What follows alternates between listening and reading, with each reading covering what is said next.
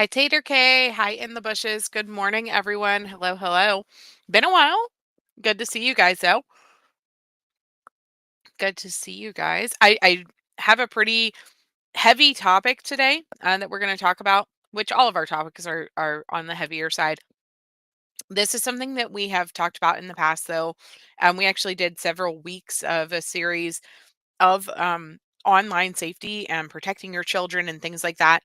Guys, the things that have come out within the past, I would say 5 to 10 years, the things that these predators are doing are absolutely disturbing and disgusting. And so we're going to watch this video that John Rich, country singer from Big and Rich, I don't know how many of you guys are familiar with him, but he had seen a presentation done by Know2protect. And after he seen that presentation, he decided that as somebody with a platform, he needed to do his part to make sure that more people seen the presentation and make sure that people were aware of exactly how these predators are getting to your children. You could have the best kid in the world. You could think that your child is safe. You can think that you have protections in place. You could think that your profiles are locked down enough or that you're being safe. You could think all of those things, but you're not.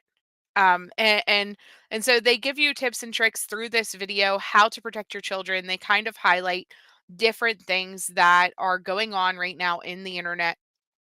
They are saying that the internet is the playground of the past. You would not have let your child go to the playground to be abducted by themselves.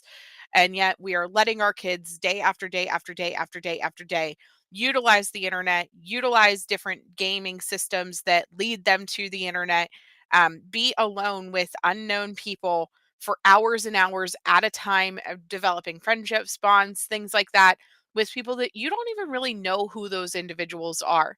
And don't get me wrong, I have made some relatively good friends over the internet, but the reality is, with the advancements in AI, with the advancements in technology, if you have not met somebody in person, you don't know that they are who they say they are. And that's just the reality of it.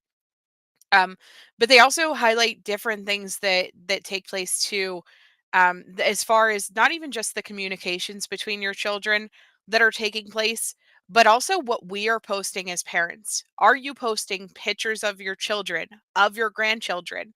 Are you posting them on Facebook? And is your profile public?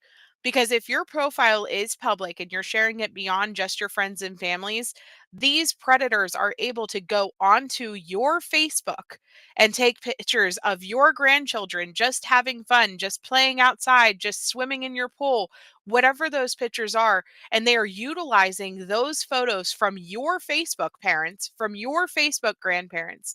They are utilizing those photos to create AI images of your children and your grandchildren becoming C-SPAN. They're using it to create child pornography.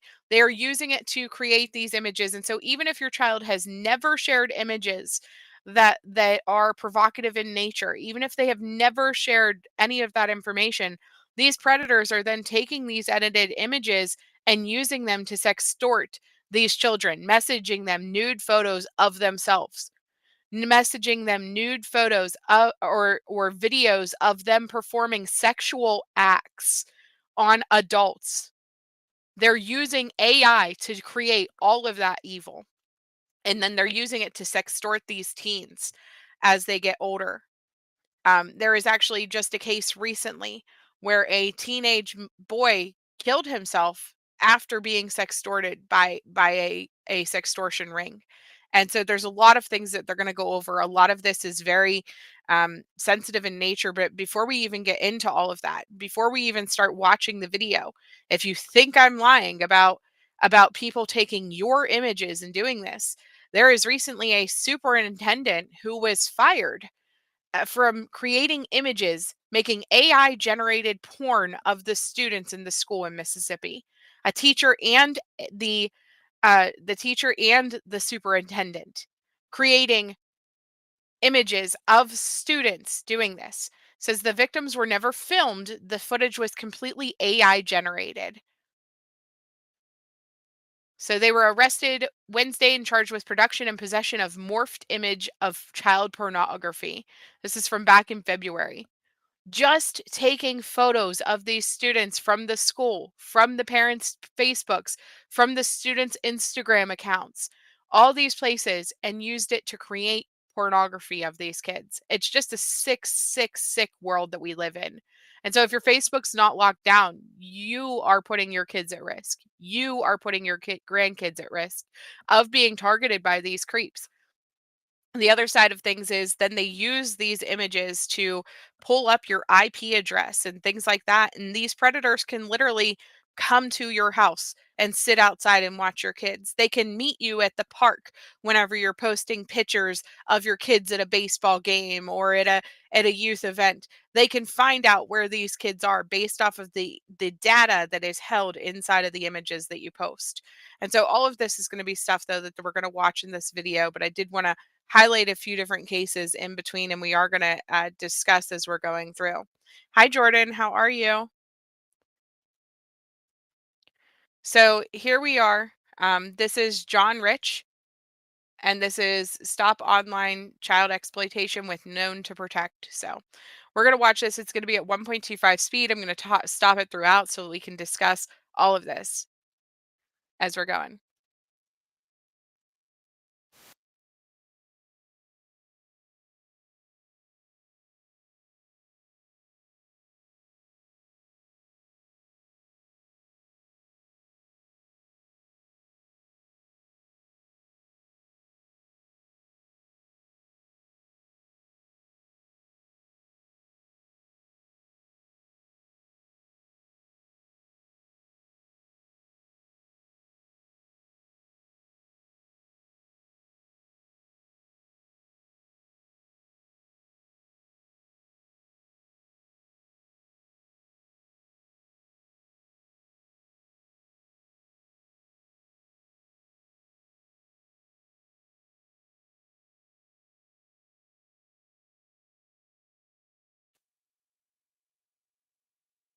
They're coming at them, and they're coming at them every single day.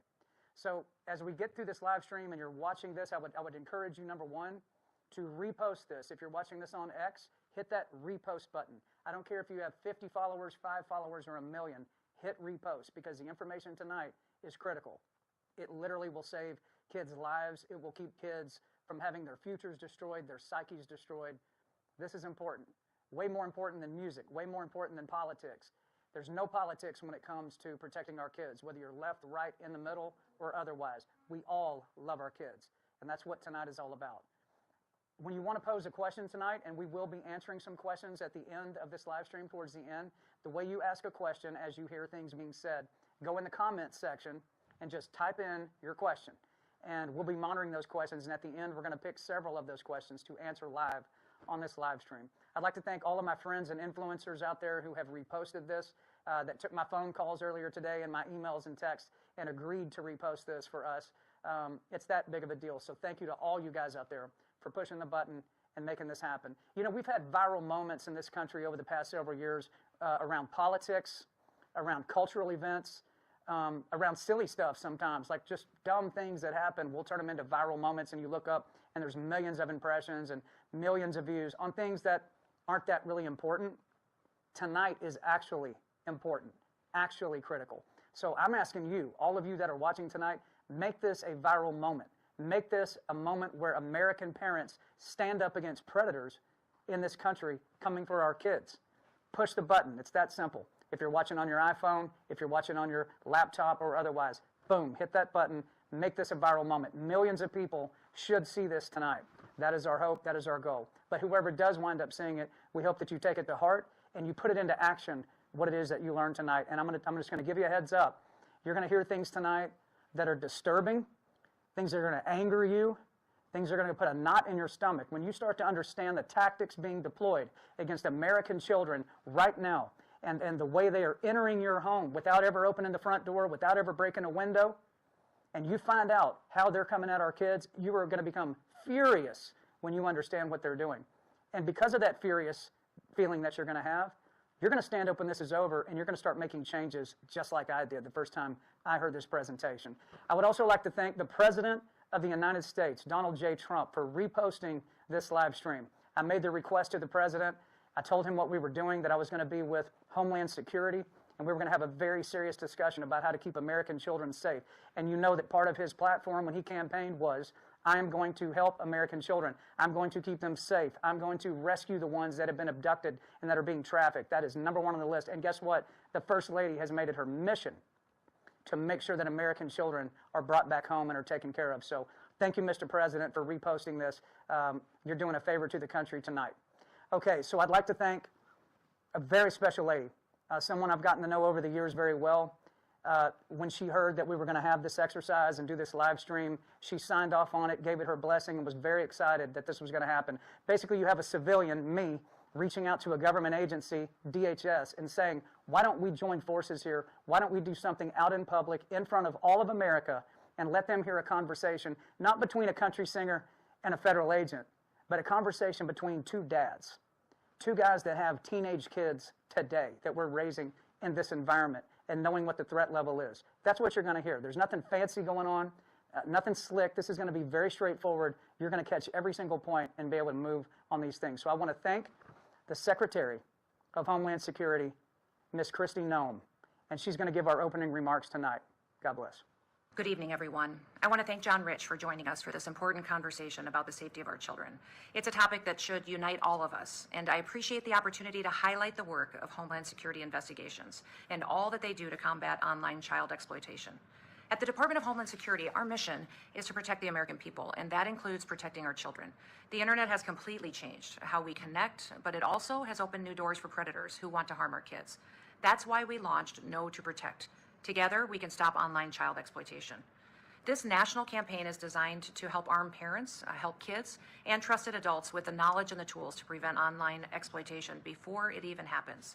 Now, as a mother and as a grandmother, I know that by having the right conversations, we can make sure that our kids and our teens understand all the risks out there, and we can equip families with resources. We can help stop online predators right in their tracks.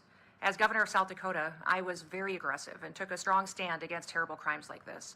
I signed legislation into law that enabled tougher prosecution of those who wanted to use AI to generate child sexual abuse material. We're going to continue to work closely with our states and with our local law enforcement partners to go after child predators, but we also need all of your help to help prevent these crimes. President Trump has made it a big priority to protect America's kids. Online and off, we're going to bring the full force of the federal government against those who want to harm our children. I want to thank President Trump for declaring April National Child Abuse Prevention Month. We can highlight this month everything that we're doing and raise awareness to help stop the threats to our kids. The Trump administration is going to aggressively arrest and prosecute those who sexually exploit and abuse our children.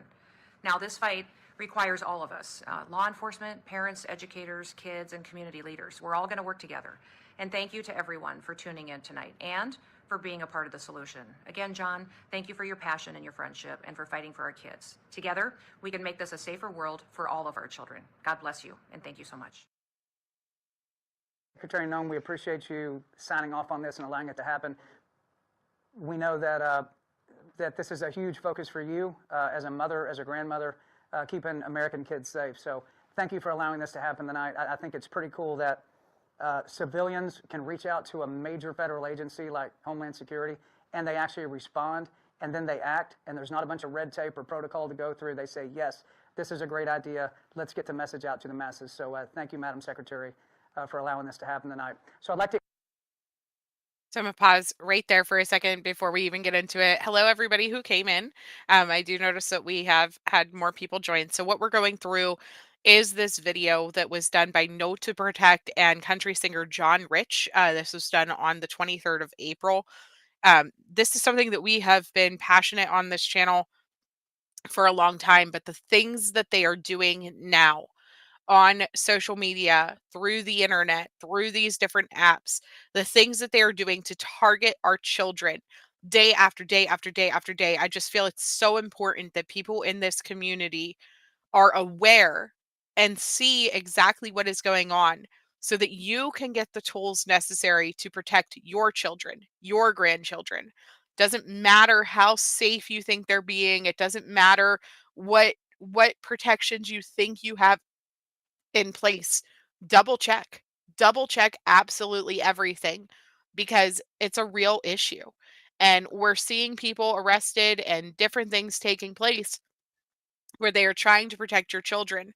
Um, but things are happening. They're using AI now to create images of your children that they are finding on your social media, that they are finding in uh, your posts that you have done. They're using those images that you have posted to track down your children, to find their locations. And again, creating these AI images. They're going to kids' Snapchats, Instagram accounts, Facebook, Discord. It doesn't matter which platform you name. It does not matter. They are targeting all of it. Just like you would not let your child go outside to play by themselves because you're worried about the predators outside. You need to keep that in mind because they are not just outside anymore. They are inside on every single device that your child owns, in every single platform. There are these creeps out there lingering and just waiting for the moment that they can manipulate or use or abuse your child somehow. And that's just the harsh reality of it. So, To introduce to you our guest tonight. I'm going to read you his stats because it's pretty impressive. Department of Homeland Security Special Agent Dennis Fetting, over 23 years in federal law enforcement, over a decade leading child exploitation investigations. He's also conducted hundreds of iGuardian presentations like this one to thousands of youth and adults over the past 10 years all across America. This is a dedicated man. This is his full-time job, is to get the bad guys and to tell us how to protect ourselves from the bad guys. Agent, it's great to have you. Welcome to Nashville. Welcome to the house. Thanks so much, John. I appreciate it. I've been excited about this for about 2 months. So the fact that we get to do this now, I'm pumped. This is information that every family needs to hear. This is stuff that every parent, every teen needs to hear. And so I thank you so much for allowing us to use this platform and to discuss this very important information. And you're a father. I'm a dad, yeah. You're a dad, and so you have a son close to my son's age, 16, I believe. Yep, that's right. I've got a 15-year-old.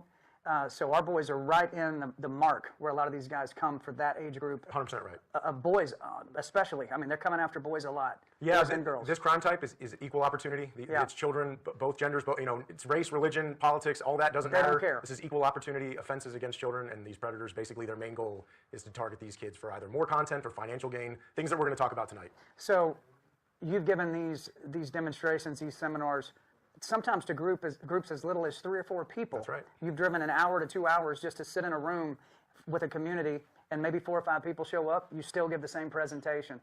You're a patriot. You love your kids, and you know what a problem this is. So thank you for being here tonight.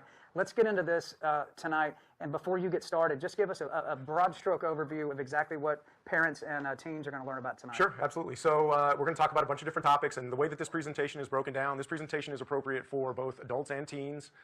We are going to talk about heavy topics, as you spoke about in the intro. We're going to talk about things like sexting, nude and inappropriate images. Where do those go?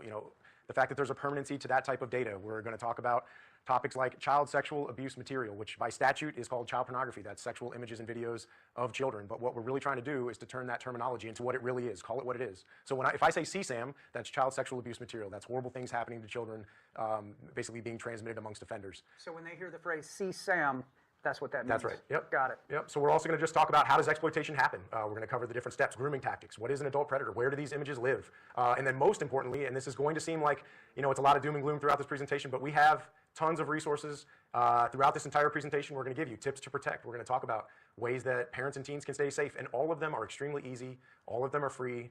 Even though this is a very difficult topic, the solutions are actually not as difficult as people think, and so our aim is to bring them to that point. And if someone is watching tonight that is a victim of exploitation, if they're watching live on this live stream, I would really like to focus on them just for a minute. Yep. Where should they go right this second if they are a victim of it? Or if you know of someone who's being victimized by this, where should they go to report this? So we're actually going to have on the live stream, there's going to be resources that are going to be shown. There are also multiple different outlets. You can go to know2protect.gov. That's KNOW2protect.gov. The National Center for Missing Exploited Children has a hotline, a tip line that you can call. Those are 2 great resources, and those are going to be showing up while you and I are speaking throughout this presentation. Okay, great. Well, let's get into it. Excellent. Yep. So again, can't thank you enough. This is such valuable information that you folks are going to hear tonight. What I would like to do is sort of kick this off right at the top with the resource that the federal government has come out with, and that's know2protect.gov. So I'm going to show a very quick 1-minute video real law enforcement, federal agents from Homeland Security investigations that are going to talk about the problem that we're seeing, but then also the solution. So we'll kick into that, and then you and I can just get into this conversation. Okay. When predators are targeting a child, they're most likely going to go after the most accessible child that they have to them. So they'll look at their social media, they'll look at their school, they'll look at the pictures they're posting. They will either befriend this child or become part of their friends lists or become part of their contacts and followers. You've got to get involved. You've got to make sure that things are appropriate and that their friends lists are checked, the people they're playing games with are checked. Have these conversations so that it is a safe environment, so that if an individual does contact them online, they know that they can talk about what has happened. The Know2protect campaign will educate and empower children, teens, parents, trusted adults, and policymakers to prevent and combat online child sexual exploitation and abuse. Because of how vast this problem is, it's not one that we can arrest our way out of. We need your help. To learn more, go to know2protect.gov.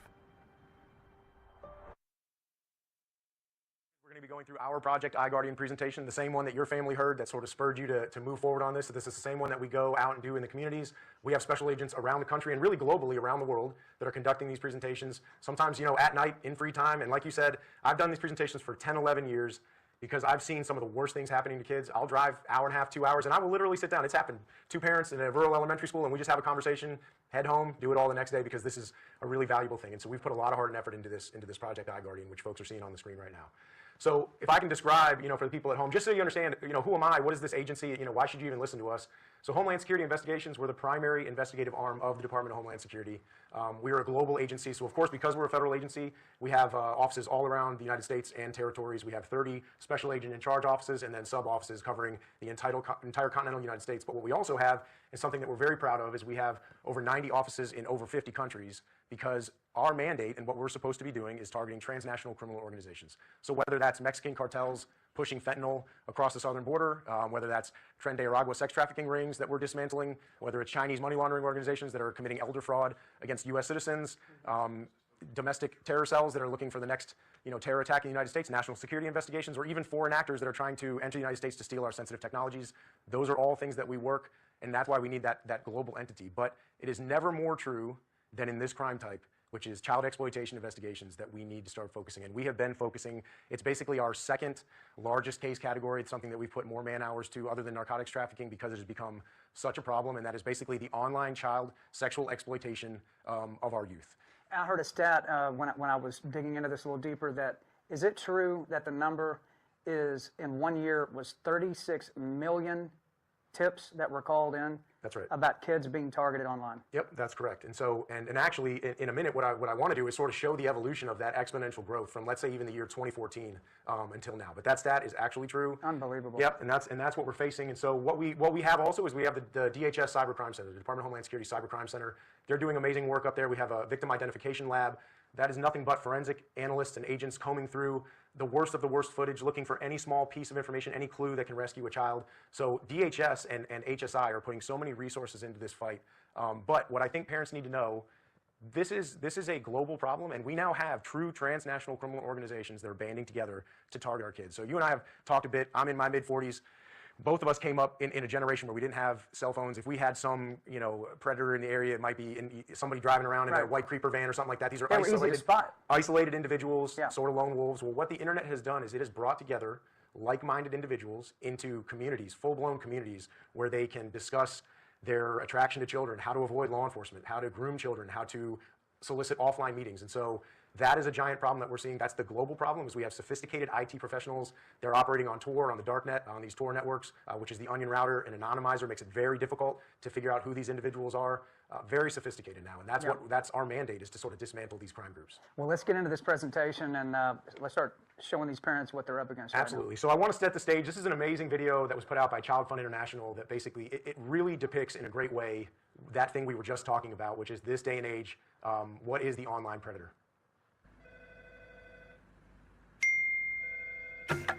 When I was just starting out, it was harder. You really had to keep things hush-hush. But then the internet came along, and everything changed. Now we hide in plain sight. And share all kinds of things. We review, rate, make recommendations, just like anything else out there. Pre-internet, you know how hard it was to pretend to be a 9-year-old girl? Now I just roll up looking like their BFF. And the best part? The only people who could stop me pretend I don't exist.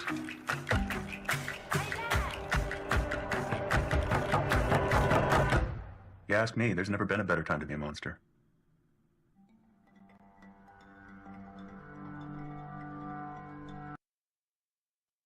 Did you read that? Child sex abuse material is reported 80,000 times a day. 80,000 times a day, somebody is seeing it online and reporting it, or seeing it in public. Maybe they're seeing somebody on their phone with it. Maybe they're seeing it 80,000 times a day. This is a disgusting, disgusting problem. It's horrible.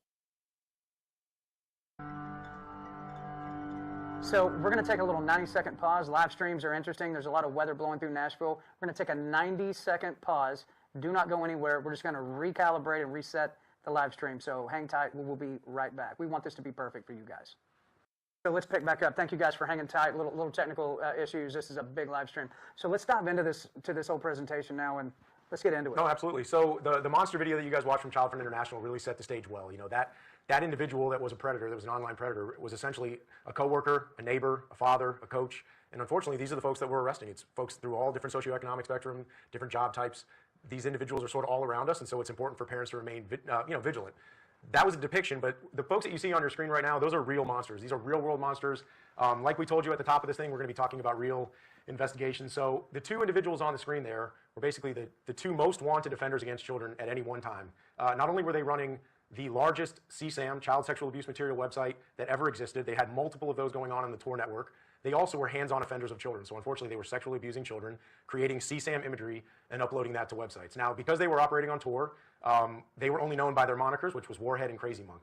It wasn't just the United States government that was looking into these guys and trying to figure out who they were for years. It was also the Australians, the Brits, the Italians, the Germans. This was a whole global effort trying to figure out who these monsters were. It was actually our office in HSI Boston that cracked this case wide open using some amazing investigative techniques, tracking some cryptocurrency and some other things that they were able to figure out who the individual on the right there was. They figured out that Crazy Monk was this individual named Patrick Falte. And then on the left, they figured out that individual Warhead was Benjamin Faulkner. Now, there's a few reasons why I highlight these individuals. Number one, it's important to understand, for parents and for teens, these are sophisticated IT professionals that were running a global enterprise, multiple CSAM websites, hosting content, sexted images, basically things that were being sent out by children, but also produced imagery from hands-on offenses. So knowing that these individuals exist and that they're targeting us and our families is number one. Number two, I think it's hugely important to understand these guys could have existed anywhere in the world that there was an internet connection, and yet Benjamin Faulkner was a Canadian citizen, and Patrick Falte actually lived right here in Franklin, Tennessee. He lived in Franklin, Tennessee. Yep, Franklin, so Tennessee. About 25 miles south of where we're sitting right this second. Yep, that's correct. Yep, and you're saying one of the most notorious on Earth. That's right. Multiple countries looking for this guy. Yep.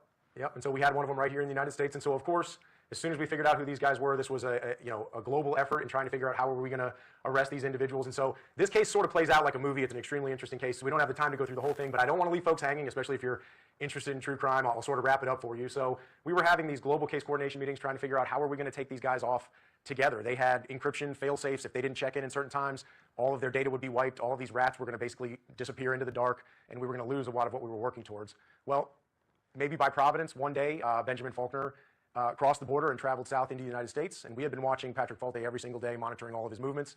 And for the first time, he left our local area here in Nashville, and he headed north. So the two of them met up in Virginia with the unfortunate intention of sexually abusing a toddler, a young girl, whose father had allowed them access to her so that he could be a VIP member of one of their websites.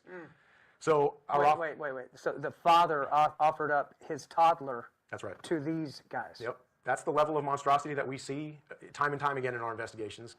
I mean, that's a level of evil that you can't even comprehend. Agreed. Yep, I agree. Yeah. Sorry to interrupt. No, not at all. That just shocks me. So the great outcome of this investigation was our SRT, our SWAT teams out of Virginia, were able to execute search warrants on the location that they were at, take both of them off at the same time, infiltrate the network. The results of this investigation were so amazing. So many children rescued, so many offenders that were put away for life. Both these individuals are doing forever in prison. They were prosecuted in Virginia for the hands-on offenses of the children. They were prosecuted here in the Middle District of Tennessee for the global enterprise that they were running.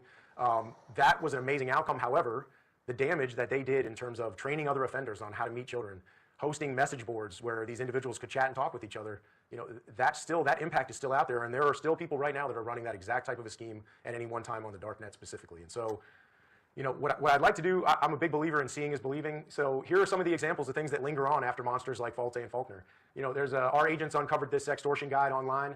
We're going to talk about the crime of sextortion, but if you see that slide right there, you can see the chapters that are highlighted. These predators have put together a guidebook for other predators that talks about, hey, here's a great way to earn money easily, how to manipulate your child victims, how to blackmail anyone, and then even more importantly, how to avoid law enforcement. So these folks are teaching each other in every way that they can how not to get caught. These are intercepted chapters. So these guys that they're talking about, let me go back for 1 second and pull that up. They created these guides. So earn money easily by financially exploiting sextortion victims. So recently, in Kentucky, there was a 16-year-old boy who committed suicide because after sharing images with what he thought was somebody who he had an online romantic relationship with, he immediately started getting messages about sharing oh, about he needed to send them X amount of dollars, or everybody was going to see these images and things of that nature, and he killed himself within an hour. Within an hour. So not only are they utilizing this material so they can sell it to each other and for sexual gratification of themselves and other people and things like that, but they're also utilizing it uh so that they can harm your kids, mentally harm them uh by sextorting them. So this is a quick story about this. Caverna High Schools sound different these days. Our staff is grieving, our kids are grieving, and that's a process that takes time. In a school of just 200 students, the loss of one is felt by all. This tragedy really hit us harder than it would at a bigger school. You know, we just had a lot of kids that knew Eli well. Eli Heacock was your classic all-American teenage boy. The 16-year-old loved cheering on Caverna sports. He played tennis, ran track, and was learning how to drive. There were no red flags there. There were no indicators of depression, anxiety, things that you usually think of when something like this happens, until that night. That night, Thursday, February 28th, Eli was texting his parents from his bedroom, making plans for Friday's big game against a rival school. He wanted everybody at this game from Caverna. And just 45 minutes later, Eli's twin sister found her brother bleeding. I was trying to do CPR at that point. I think is when you took over. EMS took Eli to a local hospital, and then he was care flighted to a Louisville trauma center. We were waiting in triage when the doctor come out and asked us about Eli.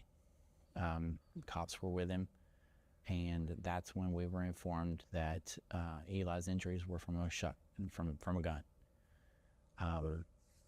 He was shot, and they told us that they were going to immediately start an investigation. A search for answers began in Eli's inbox. Messages from a stranger caught the investigator's eye. He was contacted by some people online who demanded $3,000, and he got scared. Eli's parents said they saw the messages. Within a matter of an hour, this person was able to contact Eli and create a panic in him. A stranger had connected with the teen, demanded money, and threatened to release sexually explicit images of Eli to his friends and family if he didn't pay up by a fast-approaching deadline. Unfortunately, I think the biggest problem is it happens so quickly for the child. FBI's Ian Brock investigates crimes against children. He says sextortion is the fastest-growing threat against Kentucky kids, citing at least 2 new cases reported every week. And every child is at risk. I think some parents may assume, well, my child's popular, they have friends, they have a girlfriend or a boyfriend, they wouldn't fall for something like this. That's simply not true. Special Agent Brock says the predators find their victims on social media, websites with comments or messaging, and on video games, befriending the teens and then turning on them. Thousands and thousands of children have fallen victim to this, and the emotional scars this can leave behind for years to come.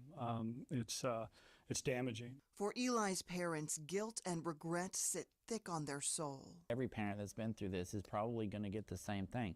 You should have this, you should have that. We got did. it. We did. We got the guilt for it. We do. We get it every day. We did our best as parents can be, and the problem is that every parent out there thinks the exact same thing, and it's not working. Their motivation for telling this story stems from a desire to provide other parents with the knowledge they didn't have. It should have been, in our eyes, something that we could have stopped had we had information that we had already given him, that, your back's not against the wall and you can fight this. And we want other parents to know that this is something where it's time to get in the fight. There are ways to fight back. Websites like Take It Down that focus on getting explicit images off the internet if they are released. But everyone agrees the best action here is prevention, and that starts with an uncomfortable but vitally important conversation with your kids. If you've already had that conversation with your child, they're much more likely to tell you what's happened, as opposed to if you've never talked about this at all, they may be afraid to talk to you about it. Back at Caverna High School, Eli's death has been a devastating reality check. It is scary. Just seeing how it has impacted our students and, at the funeral, how hurt they are. And I know that that's not something that just is going to go away, that's something that's going to linger. And while they heal, he plans to act, inviting every parent to the school for a presentation later this month, equipping them with talking points for those tough conversations with their kids. Eli's parents say they're grateful. We don't want that to happen to you, and yours is up next. It's next man up, and ours is already gone.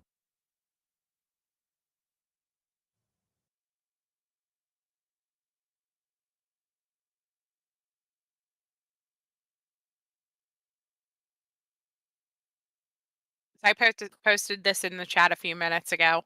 But this has, oh, sorry, Seal. Yes, I already found it. So this here has all of the different emojis that they use to refer to different things, as far as like sexting and things like that goes. But remember, this is not just about if your child engages in sexting. If you're a young adult who engages in this behavior or whatever. This is also about the fact that these individuals are targeting kids whose stuff is just public, creating AI images and things like that. They can literally utilize AI images to create this stuff of your child and then still threaten your child with this stuff to try to sextort them. So I did post this in the chat though.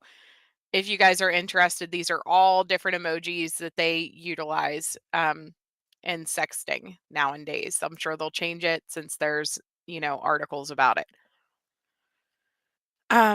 So here is the case that this man was just talking about, and just taking a look at what these guys were actually charged with after they were arrested. So it says, oh, wait, sorry. No, this is actually different. This is the 4 Delaware men that were recently arrested for this. Hold on. Let me pull up the one.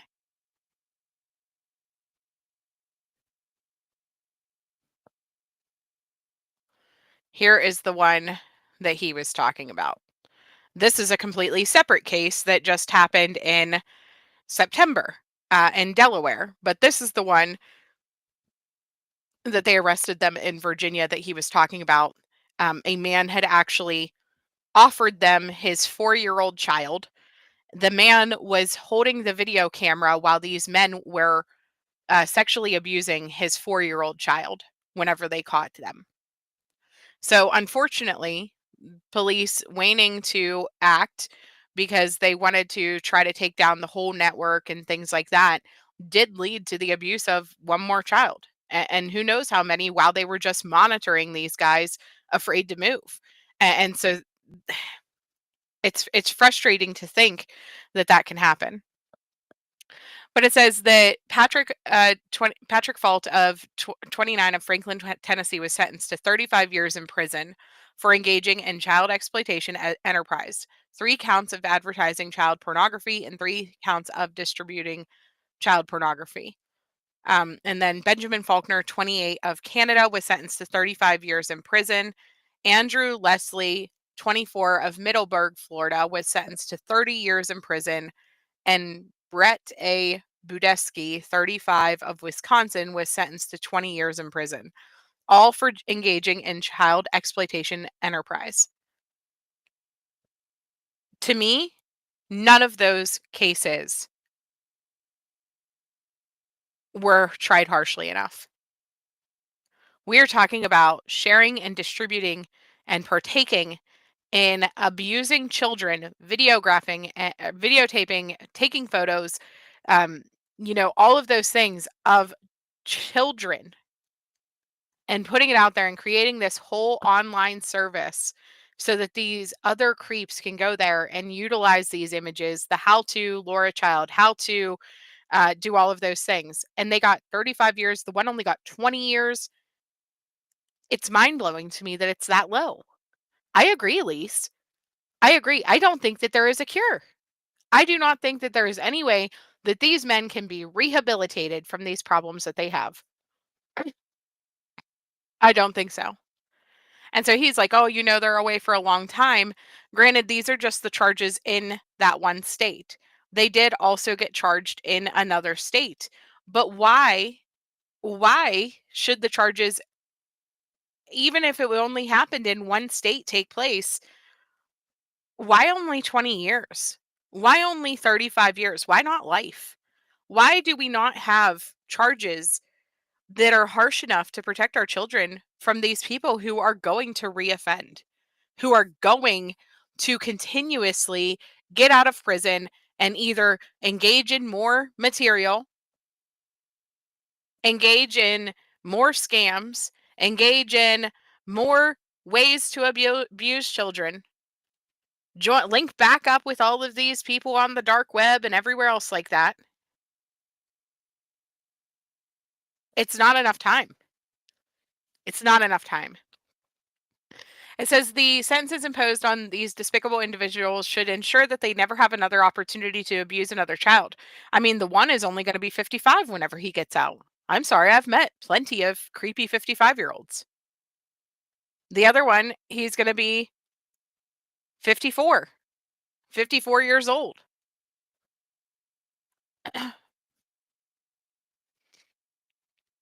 It says that they should ensure they never have the opportunity to abuse another child. With all we have, we will continue to hunt down the evil and abominable, like-minded individuals who delight in abusing children and will bring them to justice. In July of 2015, he created the website called Gift Box Exchange as a Tor hidden service, meaning it could only be accessed by users through the Tor anonymity network. Vault paid for the operation of the site using cryptocurrency Bitcoin.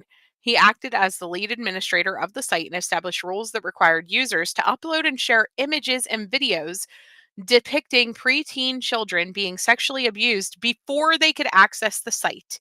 So before you're able to see images of other children being abused, first we want to see images of you abusing children. So how many of the people who access the site are engaging in abuse of their own children and things like that? Engaging of abuse of their grandchildren, of their cousins, their nephews, their children that they have access to, so that they can access websites like this. And this was just one website like this. Mind you, there are still many out there, as he said. Yeah, there is. There is women out there. We have covered cases where the women go out and help lure the teen girls out of the home, teen boys out of the home. Yeah, I agree, Ringo. What the actual? And he didn't address this in the video, but they had to upload images first before they were able to engage in the website. So the site was organized into different forums, posting different types of child pornography, categorized by age range of minor victims, including a subforum for babies and toddlers. At the time the site was shut down in November 26, it had over 72,000 Hear that number, 72,000 registered users. So that means that 72,000 individuals uploaded images and photos of themselves abusing children so that they can access this website. Registered users, if they were a registered user, they had to upload information first to be able to access it. It's infuriating. Why did we not hear of 72,000 people being arrested? Because they hide inside of these networks. They hide behind the dark web, the different types of cryptocurrency and things like that. It operated on the Tor network, which masked internet protocol addresses of the users. Faulkner's co-conspirators used other advanced technology, which means to thwart law enforcement efforts, including file encryption and cryptography. So here we go, guys. It gets worse. He joined the Faulkner joined the gift box exchange in 2015. It also became an administrator of the site. In addition to the gift box exchange, he had created and administered another Tor network-based hidden service website dedicated to child exploitation, which grew to over 200,000 users. Oh yeah, BC, US and Canada is where these guys operated from. One was in Tennessee and one was in Canada, and they were eventually both arrested at the same time in Virginia. But yes, this was in the United States that this was being operated. 200,000 users, which means that 200,000 individuals uploaded photos or videos of themselves abusing children so that they could access this network. So you're looking at 272,000 people, or even if the 72,000 are included in the 200,000, maybe the same people joined both websites.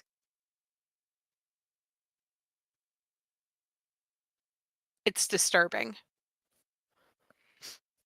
He also created and administered a separate Tor hidden service reserved for producers of child pornography. Leslie, in addition to his membership on the Gift Box Exchange, himself ran yet another Tor network-based hidden service website, which explicitly allowed images and videos depicting graphic and violent sexual abuse of children. Bedusk, who has prior federal conviction and for receipt of child pornography. Oh, I'm sorry. He was already arrested for this? You mean to tell me that he's offending a second time? No. I'm sure that he was healed of his addiction while he was in jail the first time. They never reoffend. He engaged in activity on the gift box exchange while on federal supervised release for the offense. He was a VIP member, which gave him access to a special area of the site and a moderator on one of the hidden services created by Faulkner. In addition to running the online network dedicated to child exploitation, they were sentenced in September of 2017. So this is just Faulkner. This is just the main two. We're also sentenced to life in prison. So those two are locked up. But again, this was a separate charge in a separate state. Okay. The original charges did not lead to them getting life in prison. Now they're life in prison. Says that happened, though, in connection with their sexual abuse of a toddler-aged minor whom they gained access to through an individual that they met through the gift box exchange. They traveled to abuse that minor on multiple occasions. They were abusing this 4-year-old girl. She was 4. I looked up the case. This father sold his 4-year-old to these monsters on multiple occasions.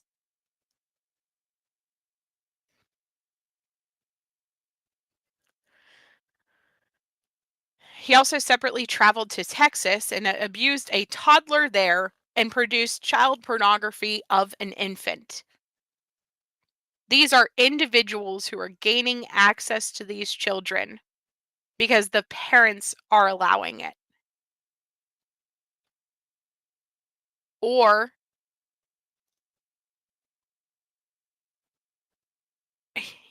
yeah. In March 2018, Leslie was sentenced to 60 years imprisonment to be followed by a lifetime of supervised release from in the District of Florida for his connection with sexual abuse of child pornography production involving multiple children, including an infant and a toddler. This is the reality behind the crap that is happening out there, and it's disgusting. Disgusting. This is the other one that I had pulled up. I'll just go ahead and show you guys this too. This just happened in September of 2024. Hi, Kim. How are you? This is a tough case. So, September of 2024, 4 Delaware men were arrested or self surrendered in Delaware on federal charges relating to an alleged sextortion scheme that targeted thousands of victims throughout the United States, Canada, and the United Kingdom. According to the indictment unsealed today, these names, which I cannot say, all residents of Wilmington and other co conspirators allegedly operated an international financially motivated sextortion and money laundering scheme in which the co conspirators engaged in cyber stalking, interstate threats, extortation, money laundering, wired fraud, all as a part of a scheme. The conspirators, utilizing multiple payment methods, attempted to extort $6.9 million from thousands of potential victims, and they successfully extorted approximately $1.9 million from these victims through Cash App and Apple Pay alone. It says, as alleged, the superseding indictment, the conspirators posed as young females online and initiated communications with thousands of potential victims who were primarily young men and including minors from United States, Canada, and the United Kingdom. The conspirators allegedly offered to provide victims with sexual photographs, video recordings, webcam, and live chat video sessions depicting what they falsely portrayed to be a young female, when in fact the conspirators were the ones operating the accounts. Unbeknownst to the victims, during the webcam and live video chats, the conspirators recorded the victims as they exposed their genitals or engaged in sexual activity. The conspirators thereafter sent the victims copies of the victims' fraudulently obtained sexual images and threatened to distribute the images to the victims' friends, family members, significant others, employers, co-workers, and to publish the images widely online. Unless the victims transferred funds or designated recipients. They also operated the infrastructure to transfer funds illegally obtained from the victims to their conspirators located in Cote d'Ivoire, which is elsewhere overseas. So they are looking at 20 years in prison for that.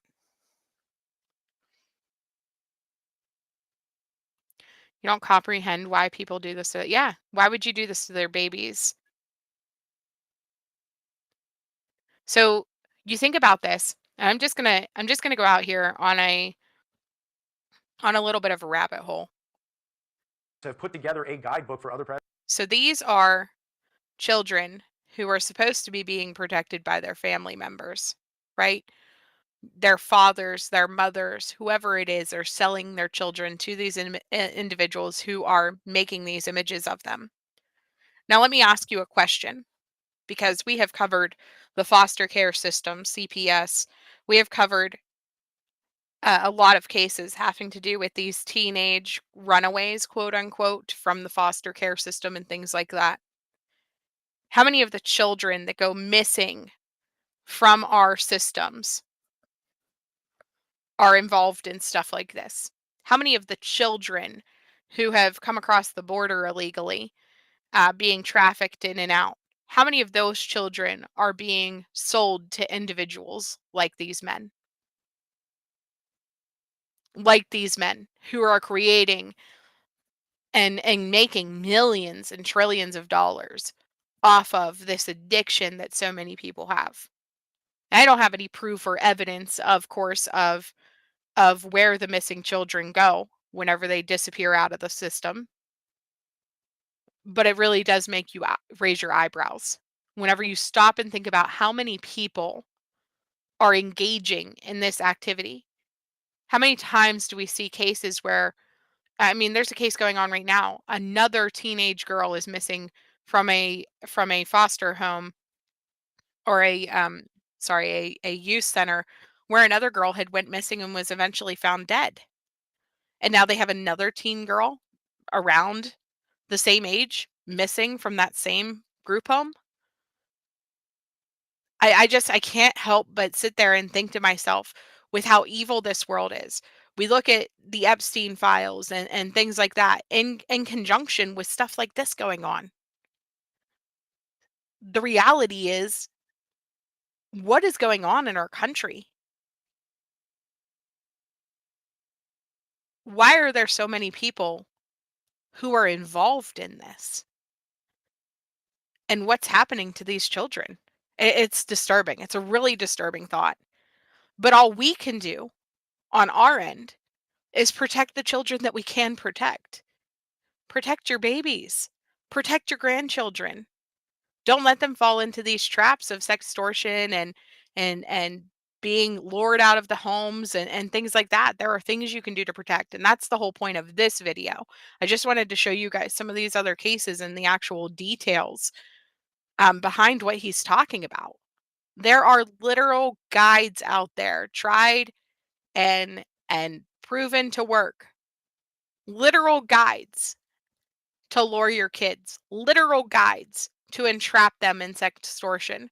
And there are literal cases out there of, even if your kid is not sending their nude body to individuals, even if they are not engaging in these conversations with these individuals, if they are posting their photos online where people can take them, if they are posting videos online where people can take them, they can still be sextorted, because these creeps can still make AI based images of your child and send it to them and threaten them that they will share it with everyone.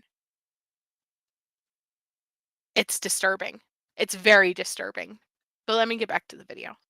Predators that talks about, hey, here's a great way to earn money easily, how to manipulate your child victims, how to blackmail anyone, and then even more importantly, how to avoid law enforcement. So these folks are teaching each other in every way that they can how not to get caught. These are intercepted chats that were basically from an offender to another offender, where they talk about how your top priority should be acquiring your target's Instagram username. And I want folks to remember this, because we're going to talk about Instagram and Snapchat and the correlation between the two, especially when it comes to predators. The top priority is acquiring the target's Instagram, specifically Instagram username. Not to say that's the only way they target them, but Instagram, that's their go-to. Yeah, correct. I mean, that's one of them, right? And it's because it's a primary platform for teens, right? So we're gonna. It's a great point. We're going to cover all sorts. We're going to name apps and things like that. And it's not that we're vilifying these apps. The fact of the matter is predators go where the kids go. This is the modern day playground. So again, when you and I were growing up, you go to a playground, some creepy guy lingering. Well, the digital environment is the modern day playground. So whatever successful platform kids are gravitating towards, guarantee there's going to be adult offenders there too. And so the other thing that's of interest though in this chat is that these offenders say, once you get that Instagram account, get that username, check and see if their Snapchat username is linked in the bio. And I'm going to cover a reason why that's important later on, things that kids don't understand about the data that their phones are giving away at any one time. But this is real evidence, this is real chats, real things going on. And this is a bit shocking for folks, and it's sort of hard to see, but this is what one of these CSAM websites looks like, sanitized so that you don't see anything. Every one of those blurred out images is something horrible happening to a child. But what I want folks to understand is these fully functioning sites have advertisements for other sites. They have chat boxes so that they can discuss usernames, how to find children, what's the newest platform, what is very valuable to children right now, what we call grooming tactics. You name it, that type of stuff is hosted on these sites. And so, I believe folks need to see this to understand this isn't theory. This isn't something that we're inventing. These are the things we see in our investigations. So these are highly produced think tanks of pedophiles. Correct. They're pedophile think tanks. Sure, they work together in concert. I would phrase that. Sure. Networked together. That's right. Yep. Wow. And so going back to the point when you were talking about how this is an exponential problem, so we talked about me and other agents in our agency going out into the community. So in 2014 is when we first rolled out Project iGuardians, sort of in its infancy, not at all what it looks like today in this amazing product. That was about the first year that the National Center for Missing and Exploited Children received its very first million leads of individual child sexual abuse online. And as you can see by that graphic on there, year over year, the exponential growth to the point that you made, which was in 2023, that number eclipsed 36 million individual tips. Now, those tips come in from tech industry, law enforcement, concerned citizens, victims. So it's a conglomerate, but National Center for Missing and Exploited Children, NCMEC, is sort of the clearinghouse for that data. They assist law enforcement with so many different things, cataloging and housing child exploitation material, helping us locate and rescue unidentified victims. An amazing entity. But the thing that I was saying at the beginning of this is 36 million tips. You could take a full law enforcement entity with no other responsibilities and you still couldn't tackle that number of leads and tips. And so that's why we're doing this. That's exactly right. We got to get ahead of this. So the way we chew into 36 million is by educating parents and young people as to how to not become a victim in the first place. 100% right. And it's easy. And there's actually easy solutions. I know this sounds like this is an insurmountable thing. It's not. And we're going to go over the different ways. So the first bucket, we talked about doing these buckets of information, is just knowing the threats. And so what I want to throw to the viewers and to you, John, is sort of just what's going on in the digital environment. So one of the things I love to highlight, it is never too early to start talking to your kids about the digital environment, just what's going on. You're not going to talk to your, to your young elementary school kid about the Foltes and Faulkners and the CSAM websites, but just talking to them about being a good citizen online, what they call netiquette. Not trusting that everyone that they meet online is who they say they are. That is one of the biggest takeaways that you can think of. Look, when in society now, we go to a restaurant and you look around and you'll see toddlers that sort of have an iPad in front of them or they're placed in front of a screen. Our children have Chromebooks and things that they're learning on. They're on their phones a lot. So our children at very young ages are sort of ingrained into this digital environment. It is really interesting to talk to a child victim about, for example, when they're playing a video game like Fortnite or a popular game, they have a very hard time differentiating a real friend, like you and I sitting here speaking, versus someone that they've squatted up with on Fortnite, let's say 5 or 6 times. Right. They will say, that's my friend. But they've never met that person, ever. So maybe the lesson is you tell your kids, if you haven't met this person in person, correct, you don't know who they are, so stay away from those people. That's right. Because what they'll do on video games, I'm sure you'll get into it, but some predator will act like he's the age that of the person that they're talking to, and he'll say, for instance, on Fortnite, he'll say, hey, I'm going to gift you a new skin. Yep. I'm going to give you something cool because I think you're fun to play with or whatever. And then the kid getting that new skin or getting those coins or whatever, those credits, goes, wow, this kid's great, man. He just gave me a free skin. Yeah. I like this guy. And now they're in. Now they're having a You just described grooming to a T, which we are going to cover, but that's 100% the way it goes and the way it looks. So talking to these young ones about that concept. I watched this the other day. Whenever this was live, I was watching it. And I'm not even kidding. 2 days later, my son comes to me because he plays this he's like a racing game on his phone. He plays it all the time. And I currently have like his ability to chat disabled. He can't send anybody anything, but he can see messages that they're posting on the screens. And so he was racing his car around and like you build the cars up and you get like all these different things as you win races and you can keep adding, the different attachments and NOS and all that stuff to your car. So he has this car and he has it like pretty souped up now, and some guy sent him a message or like posted on the screen that he was on, asking him, "Hey, your account's not linked with your email or you don't have your chat enabled. If you could tell me your username, then I can send you this other car because I see you like that type of car." And I was like, kind of I didn't know why he was asking me the other day. He's like, "Hey, can you link my Google Play with this app so that I can get this new car?" And I was like, "What new car?" And he started to tell me, he's like, you have to use coins to buy the cars and stuff like that. But essentially this person was trying to get his Google account linked so that he could send him, and maybe it was completely innocent, right? Maybe it was somebody who really just wanted to send him this new souped up car. But whenever I was looking into it, the new souped up car this person wanted to send would have cost $20 for my son to purchase it. So somebody wanted to send him this $20 car for no reason. He's never chatted with this person. He's never done anything, but essentially they wanted his chat ability turned on and they wanted his Google information linked. And I was just like, are you kidding me right now? Like even this little race car game where I have his ability to text anyone turned off, he's still seeing these messages from these people basically trying to lure to get his information on there. And it's just everywhere. It's just everywhere, you guys. It's crazy. Is huge, and starting to plant the seed that everything that they post, everything that they send out from a tablet, from a device, even an email, a text, there's a permanency to that data, and it goes somewhere, and once it leaves, you lose control of that thing, and that's a big one, talking to the little ones about that. When our kids become teens and tweens, even if it's an uncomfortable conversation to have, sexting, nude images, inappropriate pictures, where do they go? How are they harmful? How long do they last? How can that come back to haunt you later on when you're trying to get a job? Internships. You know, that's the type of thing we need to start talking to our tweens and teens about and having very open and candid conversations about that. Okay.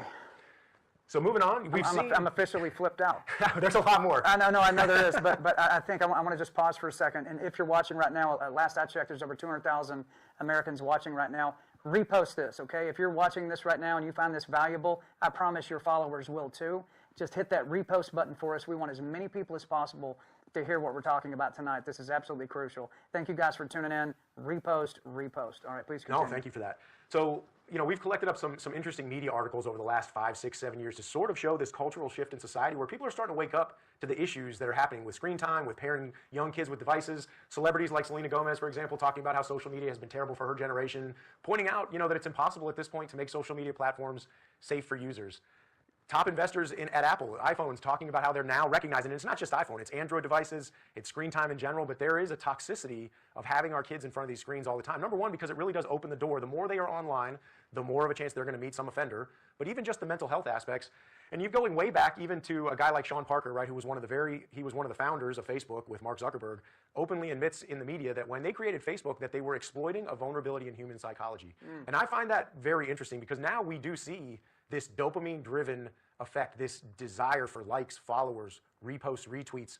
And, you know, we as adults, the adults that are watching this, if you're on social media, you know, you have to admit yourself that when someone posts something that you don't like, or if you got left out of the block party, or it hurts you, right? It sort of impacts the way that you feel. Imagine that magnified through the lens of a child who's going through hormones or who's not quite settled into society.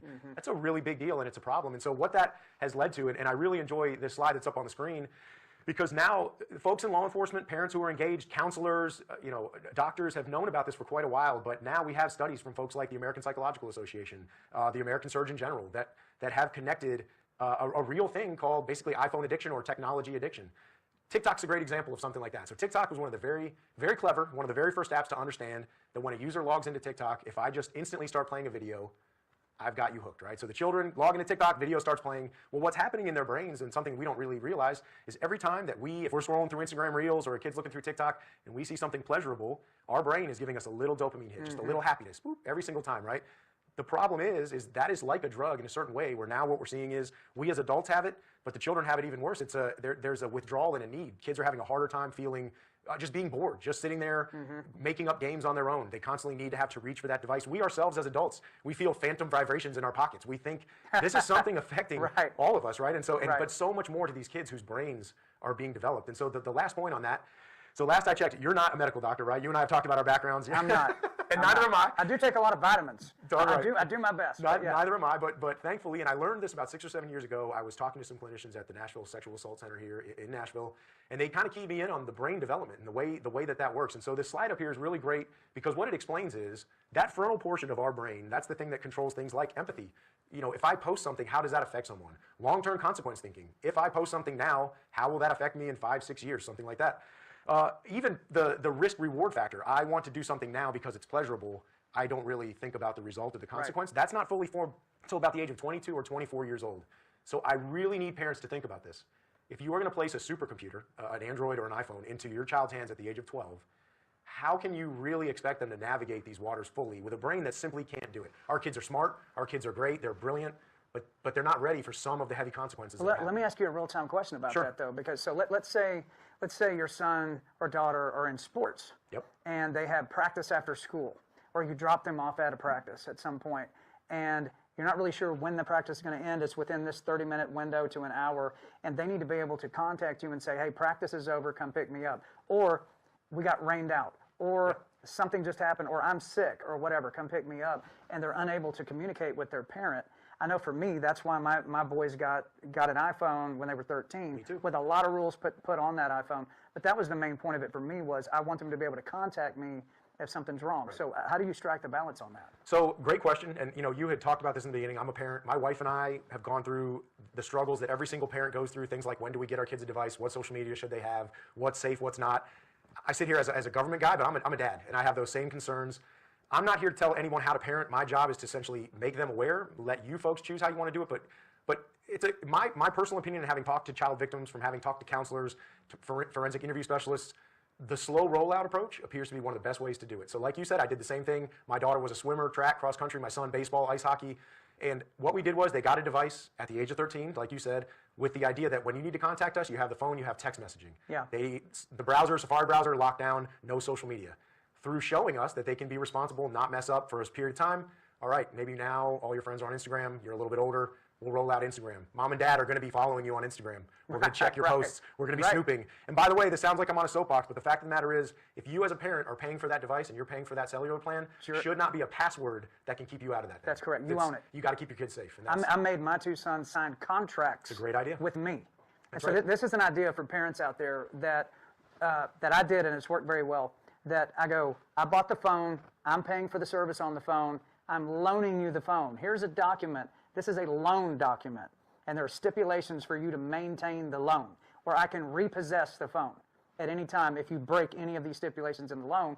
And it's about a page and a half long, but it's everything from you cannot download apps without my permission. I will always have the code to your phone. Sure. I can check your phone anytime, and on and on and on and on. And then I make them sign the contract, and I sign the contract. Yep. And if they break something in the contract, I go, well, let's go see what the contract says about Sure. what you It's did. a great way to do it. Then I pull the contract, and we read it. I go, you're in breach of paragraph 4. Yep. Give me your phone back. And then I'll hold the phone for as long as I need to hold it, a Sure. couple of weeks or longer.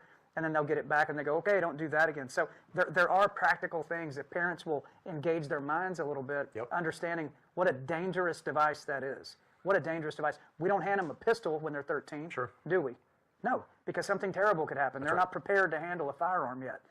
You hand them an iPhone, there's all kinds of things in the iPhone they're also not prepared to handle. Sure. So I think there are practical measures Yeah. that parents can get creative with how to do this. 100% right. And there are devices that are actually set up so that you can't access the internet. There's a lot of different ways to do it, but I think the slow roll approach, I don't think it's a realistic expectation nowadays to have your child abstain from that technology, because the fact of the matter is we live in a technology-based society. They're going to fall behind in certain things. But Yep. monitoring and rolling out slowly is a great practice, to your point. And so, you know, to kind of move on a bit on this, one of the things we want to talk about is just what are kids doing online right now? So obviously, social media, and we're going to delve into some of the specific social media sites. The big three right now, Instagram, Snapchat, TikTok, they sort of rule the day with teens, especially middle schoolers. When I go and talk to a group of middle schoolers, high schoolers, and ask them, hey guys, tell me what you're on, you know, almost the entire auditorium, 250, 300 kids is on almost all three of those platforms. So that's a big one, right?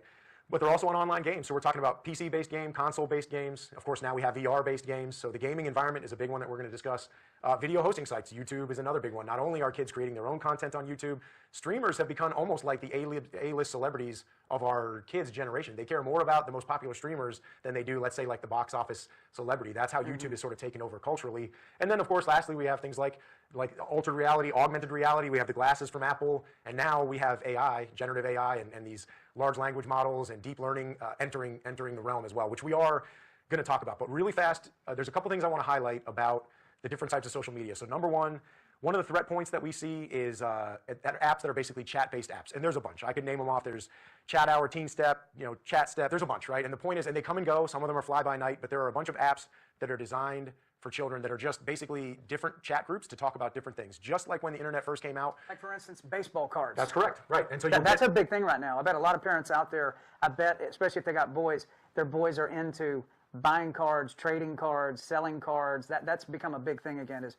sports cards. Both of my sons are big into sports cards right now. And it's a whole massive community of everybody from 60-year-old men down to 10-year-old boys that are buying and selling and trading cards. It seems rather innocuous, but not necessarily. Well, correct, because what you will get is in any of those chat groups, and it's usually an offender posing as a same-age boy or girl, just talking about the things that the kids are interested in, and then usually trying to move them off that platform and into some place that they control. So chat apps specifically are very problematic.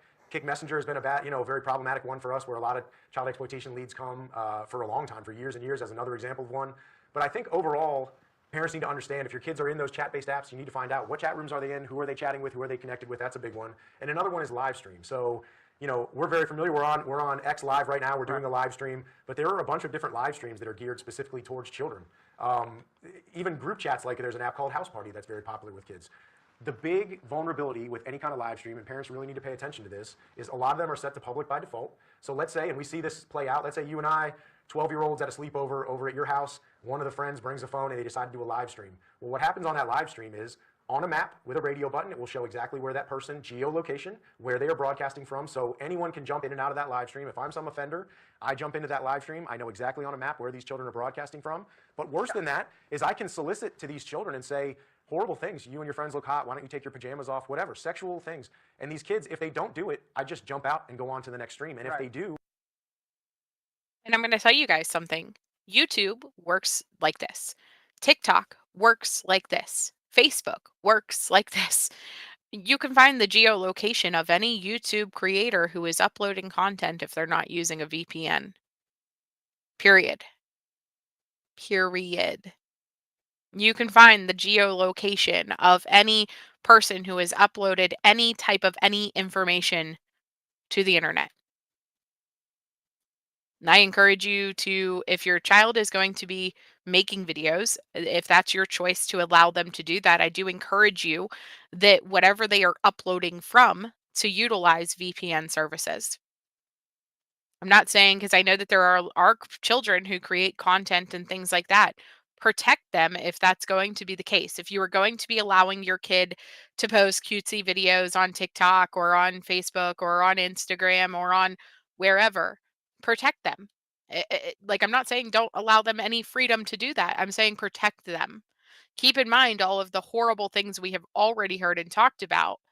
But if your decision is, hey, you know what, my kid wants to load video game video or make videos of him playing video games, or maybe she's doing a crafting video and she just wants to like not even show herself and just show her hands in a sewing machine or whatever craft she's making, or something like that. Keep in mind the geolocation is still there, so protect them with a VPN, right? And this right here, BC, they figure ways around everything. They do. Children are very smart, but it also depends on what type of device that you have.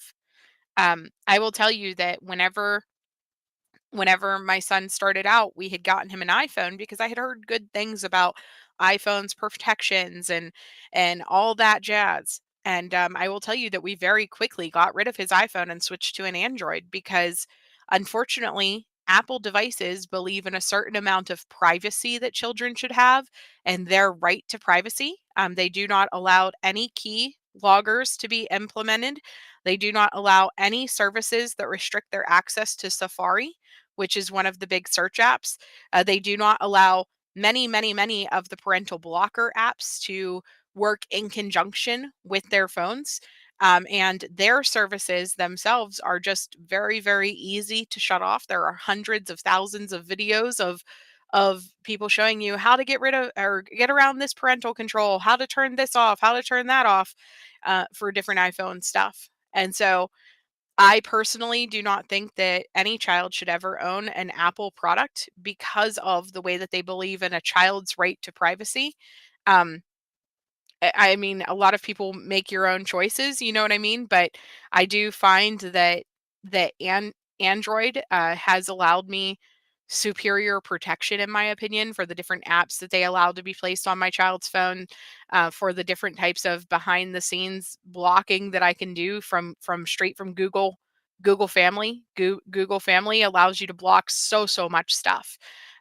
He can't access YouTube. He can't access the internet. He can't access web browsing. He goes through like the Newsbreak app thing, not Newsbreak, whatever the app is to the right whenever you swipe that shows you the different news articles. He can read about certain types of content there. Like, I allow sports information to be shared with him, for example, because he's a big sports guy. And he is able to read about the sports and watch the sports clips and stuff like that.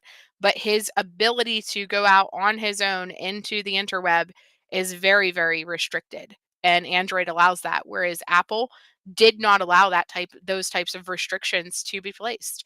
They did not allow me to block certain key terms and stuff like that on every app. So, yeah, Steve Jobs and his wife wouldn't allow their children to have or use Apple products. The Apple products are just very, very uh, inadequate whenever it comes to actually being able to protect your children, to actually being able to limit the types of content. And like I said, I had tried everything. I had tried different types blockers and stuff like that in conjunction with parental controls on iPhone. But every single one of them that I tried to download or install would say, iPhone does not allow this application to protect this part of the phone, basically, or whatever. And so it's not good for me. Can I stop the hotspot on what? On his phone? Um, I don't know if I have actually tried. He has 1 gigabyte of data. Like, I don't give him very much data, and so he wouldn't be able to do much with that, you know what I mean? Even if he was, but I'm not entirely sure. I'd have to actually look and see if I could stop the hotspot, but I don't know. I've just succeeded at no cost to my time. So when live stream is in play, live stream takes places where we used to have a reasonable expectation of privacy, bathrooms, locker rooms, school bus, and turns it into a public forum. We need to be paying attention to what our kids are doing in live stream and lock that down from public to private. That's a big one. So Lock it down from public to private. That's right. I think that's a big thing. So it's not that your kid can't have Instagram. They can have Instagram if it is locked down to private. Would that be correct? That's correct, yeah. And why is that? So what does a predator think when they come across, they're tracking some kid, let's say they find him on Minecraft, and then they track them over to Instagram and figure out where they're at, and then they see that it is locked. What do they do at that point? Well, you're going to move on, because that child you would consider a hard target. If it's locked and things are set to private, I would move on to the next child. A hard target. So you guys at Homeland Security, you really look at a child that's a target as a soft target, hard target, not unlike how the military would Thinking talk basically about how a predator would look at a child. Right, right. Easy access, or this is too difficult. They're going to take the easiest route. That's right. So if parents make it difficult for them to get to them, they generally just move on. That's right. Yep. And I'm going to give a live demonstration of how vulnerable Instagram can be versus how locked down it can be. We're going to do that in a little bit. Okay. But I want to talk about the gaming environment specifically. The slide that's up on the screen, nothing wrong with those games. Those are just very popular games, but I do need to highlight for parents that every single one of those games, we have worked child exploitations that have stemmed from those games. The game is the meeting place. So what I want parents and kids to understand is that's not where we're seeing a lot of the transmission of CSAM material or anything like that, but this is where offenders meet kids. They groom them through gifts. It could be offering Robux or or V-Bucks, some kind of an in-game currency or gift cards, you name it. We've seen all types of things, and then moving the child off platform to social media, to a cell phone, something like that. And so parents need to understand, talking to your kids about staying on platform is huge, not playing these games with headsets out with a bunch of different strangers, and if they do that, understanding what is grooming, what does that look like, that's a big one. And it's not just the games themselves, but it's also the various software and locations that support those games. Discord is an extremely popular gaming chat site where kids go in and chat and talk, but because it's so popular, there's a lot of adult predators on Discord right now that are chatting with children as well. So listen, knowing what the downside is to having some of these apps, like you just mentioned Discord, would it be crazy to think that a parent just goes to their kid's phone and says, I'm sorry, but we're deleting Discord? I mean, what's the downside to that? Well, I mean, it's really, again, I think what that comes down to is, what is the child using for entertainment? How are they using it? Are they using it responsibly? Does the adult use that as the reward for good behavior type of thing? But I guess the safest thing you could do would be, I'm sorry, but this is actually a dangerous app. You just don't realize it, and you press on it till it starts to wiggle, and then hit X. I think the key to that really is the idea that there's a lot of great functions that come out of these different apps. Again, to not fully vilify them, it's just the concept that because they're popular, that's where predators are going to go. And so I understand that, but I guess I would say if you knew that driving to a certain location put you at greater risk or put your kids at greater risk, would you continue driving to that location? No, I fully understand. I just want parents to just consider that and go, is it worth it? That's it. It's not that any of the apps are inherently bad.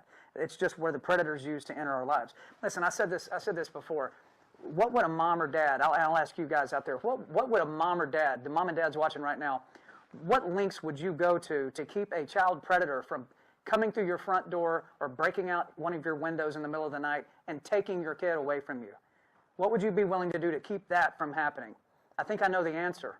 Anything and everything within your power, you would do that. But these predators, the same ones that you would never allow into your house, are coming into your house anyway without you knowing about it, silently subverting the security that you put at your home, and you're not even aware of it. Right. I mean, that is the most unnerving thing me as a dad can think about. Who has entered my house that I don't even know Sure. about? And actually, we're going to be showing a video in a little bit that depicts that exact thing. I'm sorry to jump ahead, Not at man. all. I'm like I said, No, I'm, you're just, on it. I'm talking like a You're dad on it. asking questions. So No, and now we talked about AI, and I think it's so important right now to tackle this, this new topic. This is basically coming to the forefront. It's becoming very problematic for law enforcement, for school officials.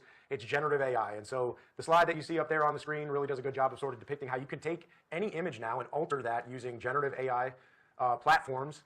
The biggest problem that we're seeing in law enforcement is, number one, is now we have adult predators that are creating AI-generated CSAM imagery, taking real images of kids and turning them into sexual situations, AI-generated CSAM. There's an amazing investigation that I want to highlight really quickly. Basically, our office in Boston, but specifically our office HSI Tampa, recently arrested an individual who was for the longest time a hands-on offender on the darknet. We have individuals going back 6, 7, 8 years that was trying to identify this guy, and ultimately they were able to. His name is Justin Colmo, and basically he just pled guilty to these charges that he was charged with. So number one, he's a hands-on offender of children. that means he physically. That's right. abused He children. physically abused children, filmed it, and created CSAM content and posted it up on websites. But the interesting thing about him and why I'm highlighting him is because not only was he a hands-on offender of children, but when he was arrested by our HSI agents, he had over 8,000 CSAM images created by generative AI. But even more so, and this is very disturbing, is he was going to public places. He was taking pictures of middle schoolers outside of a middle school, regular pictures. He went to Disney World. This is a man out of Florida with a GoPro, and he was taking videos of children. He was taking those normal pictures and videos, feeding them into generative AI, and creating CSAM generated images from regular kids. So what we're seeing now is the nexus between the hands-on offender and the generative AI to create entirely new content from real children that weren't even in a sexual situation. So that is a problem that we're seeing now. And they could probably, if someone was targeting a specific kid, if they could find a picture of that kid, probably take that picture and generate CSAM material, then send it to that kid and go, look at this video I just made with you on it. I'm going to post this to everybody if you don't do A, B, C, D, E. It can be used for sextortion tactics. I'm That's sure that exactly happens. Right. Yep, and it's a big problem. But that case is a great one that our HSI Tampa office worked. That individual pled guilty. He's awaiting sentencing. So I don't want to talk any more about that investigation. But that's a big one, and it sort of shows parents what we're looking at. But even more so is in the schools, when we talk to school counselors, school resource officers, what they're encountering in that slide up there that I want to reference sort of shows some highlights is what we're seeing now, unfortunately, is a lot of peer-on-peer creation of horrible pictures on AI, bullying, threats, harassment, even extortion. When you say peer on peer, you mean like a kid you go to school with? That's right. So it would be like a child in the classroom, 2 juveniles preying upon each other, or 1 juvenile preying upon another juvenile, and we're seeing that time and time again in schools now because of generative AI, taking normal photos of classmates, turning them into something horrible. And I get asked this question a lot from parents. So number one, federal agencies, we don't prosecute juveniles. In these investigations, and I'm not talking specifically about the peer-on-peer AI, but in all these investigations, we look at these children as victims. These are kids that we want to help, kids that we need to rescue and save. But when it comes to something like this, which is this peer-on-peer predatory behavior, state and local authorities have any number of different measures that they can use. Court-ordered counseling, juvenile sex offender registries, seizure of devices, placed into alternative learning centers. Really, a lot of that is left up to ADAs, district attorneys, and how they want to handle it, local sheriff's departments. But the point is, I really want to highlight for teens, if you're doing something like this and you're generating photos in AI that are problematic for other students, that there's a consequence to that. So I think that's an important thing to highlight because we're seeing more and more of that. So teens, be smart, don't do it, and parents have an understanding that that's becoming a problem, in our schools. All right, so we got to, that was heavy, right? And we sort of already talked about a lot of things, but what we do is, at each one of these is we do this tips to protect. And so the highlights, real fast, we talked about the fact that technology is the modern playground, that these adults, offenders are going to be wherever the most popular places online. Knowing who your kids communicate with is a big one. So checking friends lists, getting rid of all of those strangers, removes all of those strangers that are pretending to be somebody that they're not, and really mitigates those risks. And then lastly, and this goes to your point about looking into those sites, finding out whether they're even worth it or not. Should my child even be there? Is do your research. It takes 10 minutes at most, at night. Just do a quick search. First thing you're going to get is advertisements. Skip those. You're going to see lots of great resources and sites that we're going to cover that talk about what's an appropriate app, what are the horror stories. So that is a really important thing. So what I'd like to do now... So you're advocating on that. Sorry, just to back up a second. You're advocating that a parent would be very wise to take their child's phone and, for instance, go to their Instagram account, and if they've got 800 followers, you go, that's a lot of friends for my kid. I mean, there ain't 800 kids in a school, maybe. And so you go line by line by line and go, do you know this person? Do you know this person? If you don't, delete, delete, delete, or block. Yep. And you're probably, more than likely, blocking at some point a predator. I mean, yeah, the chances It's are, very if you've likely. got 800, 1,000, 2,000, 3,000 followers, and you're in the 9th grade. it would make much more sense to get rid of all those prying eyes that have no business seeing what's going on in your family. So you get rid of them and then you make it private. That's right, and you've done so much work right Just there. doing that. Just doing that, and that's simple. It's Are you free, listening, it's guys? easy. I mean, put that camera on me. Are you listening to what the man just said? One of the simplest things you can do, go through your kids' social media with them Ask them if do you recognize this follower? If they say no, block. What about this one? Yeah, she sits next to me in science class. Okay, she's good. What about this one? No, block.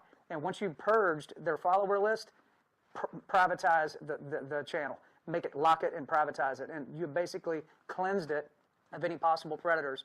And then future predators can't even get in. That's right. I mean, that's a simple step, because I think we're horrified right now hearing these stories, as we should be. And the question is, okay, I'm freaking out right now. What can I do? That is something you can do. That's an afternoon of sitting down and going through it. That's right. Yep. Yeah.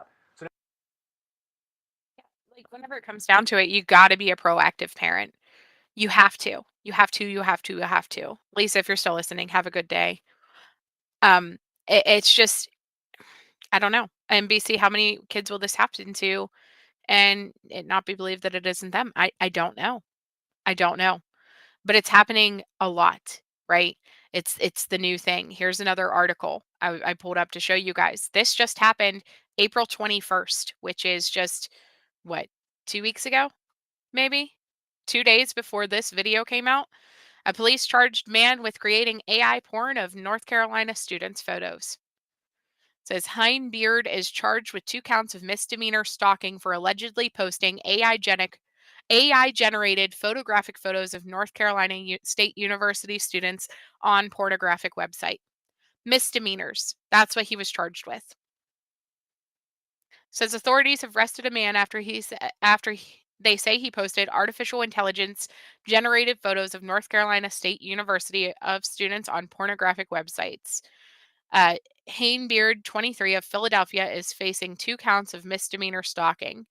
The warrant states that he posted pornographic images of a victim in a collection of computer-generated pornographic photos.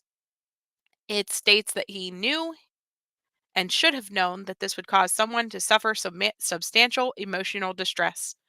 He posted his $2,400 bond on Sunday. What we need is our lawmakers to make these crimes more severe. Whether these are adults or not, the use of AI to do these disturbing things, it's not okay. It's not okay. It says the warrant specifically says the photos had title listing the women as being at the sorority of North Carolina State. In February, WRAL News reported on this happening after more than 30 women came forward at the time. School Office of Fraternity and Sorority Life said they were supporting the students impacted. It could happen to anyone. So they are creating a new law targeted at people who use artificial intelligence to create sexualized images of others. It takes effect in December of 2024, and those who break it could face a felony. Why is it could face a felony? Like, it needs to be a felony. It needs to be a felony. I know. How can that only be a misdemeanor? It's disturbing. Not could be a felony. It should be a felony. This should not be okay.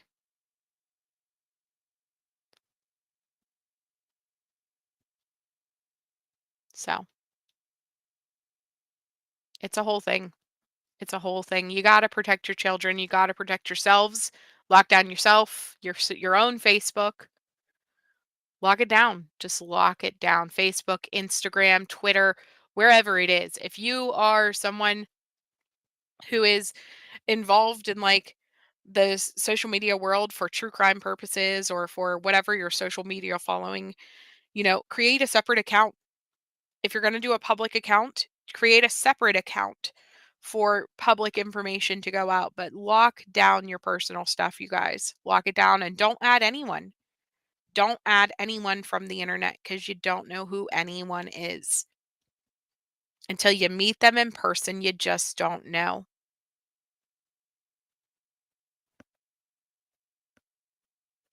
How is YouTube letting kids post videos and have an account? Same with TikTok. Why don't they have people checking for them? If they can configure algorithms and two-factor security, they can flag videos. Right? I agree. They should be able to shut this stuff down. They should be able to. But the question is, do the people in power want to shut this down? again, I dive a little bit off of the conspiracy realm of things, but I do feel that there are people in power who are involved, or people within our government, or people within the organizations. I mean, heck, we just seen a case not too long ago that a judge let a man off with a super light sentence, let him out on bond, whatever it was. I can't remember exactly, but he let him off after having this child exploitation material. And it turned out that the judge was a sexual friend to this man, that they were being sexually explicit together. And they were both partaking in this material as well as had their own romantic relationship. A judge, right? This could be anyone.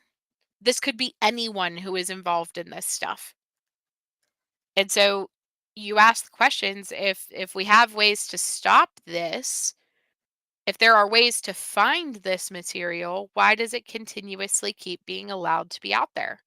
Why do we allow children to post things? Why do we allow child Facebook accounts, Instagram accounts, TikTok accounts, YouTube accounts? Why is it allowed? Well, because this is a very, very lucrative business, and someone is making millions and trillions of dollars off of these children. Period. That's what it comes down to. Honestly. So now let's talk about how does exploitation happen. We talked about exploitation, but really quickly, let's go how does it work? So this is a great video and actually references exactly what you're talking about, which is when we sort of allow our children to have unfettered access to the internet, let's say at night in their room, statistically, that's when the worst things are happening, how literally and figuratively we are opening the door to our home. So this was a great video that was put out by the Internet Watch Foundation out of the UK. Let's watch this video really quickly and then we can discuss it. Dinner in 5 minutes. Watch this video really quickly and then we can discuss it. Do you read this? Up to 850,000 adults in the UK, that's in the UK, have a sexual interest in children.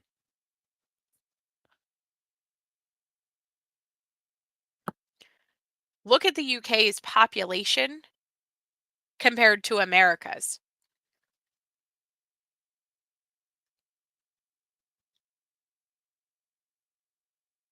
The population of the United Kingdom is 68.35 million as of 2023, compared to the United States, which is 340 million. Okay? So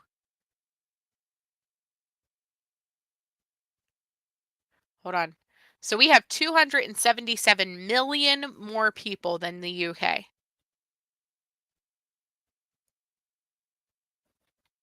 $850,000 of their 63 million are interested in children.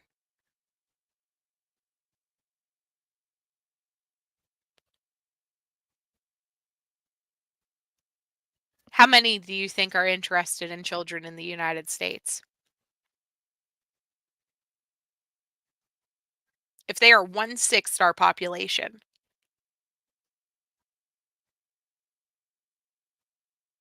probably 6 times 850,000 would be my guess. I'm just guessing. I'm just guessing. Probably around 5 million. Just a guess. If we're just estimating, probably around 5,100,000 adults in the United States, that would mean, have a sexual interest in children. Now, we look at the fact that that case that we talked about earlier with those 2 men who were running that ring and sexually abusing that 4-year-old that the dad was selling. We look at the fact that one of them was a top executive for a tech company whenever all of that was going on. So you look at your top executives and your top leaders and your judges and your lawyers and your politicians. You look at that and you think about the fact that out of our population, there could be around 5 million people that are interested in children. And then you ask questions like, why don't they stop it? Certainly, they could stop this stuff from circulating. It's mind blowing and it's disgusting.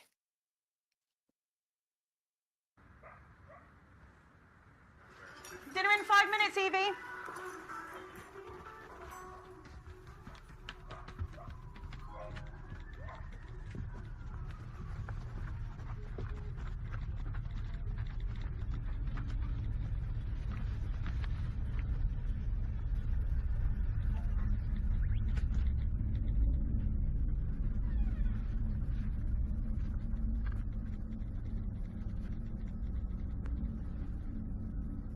Don't be shy.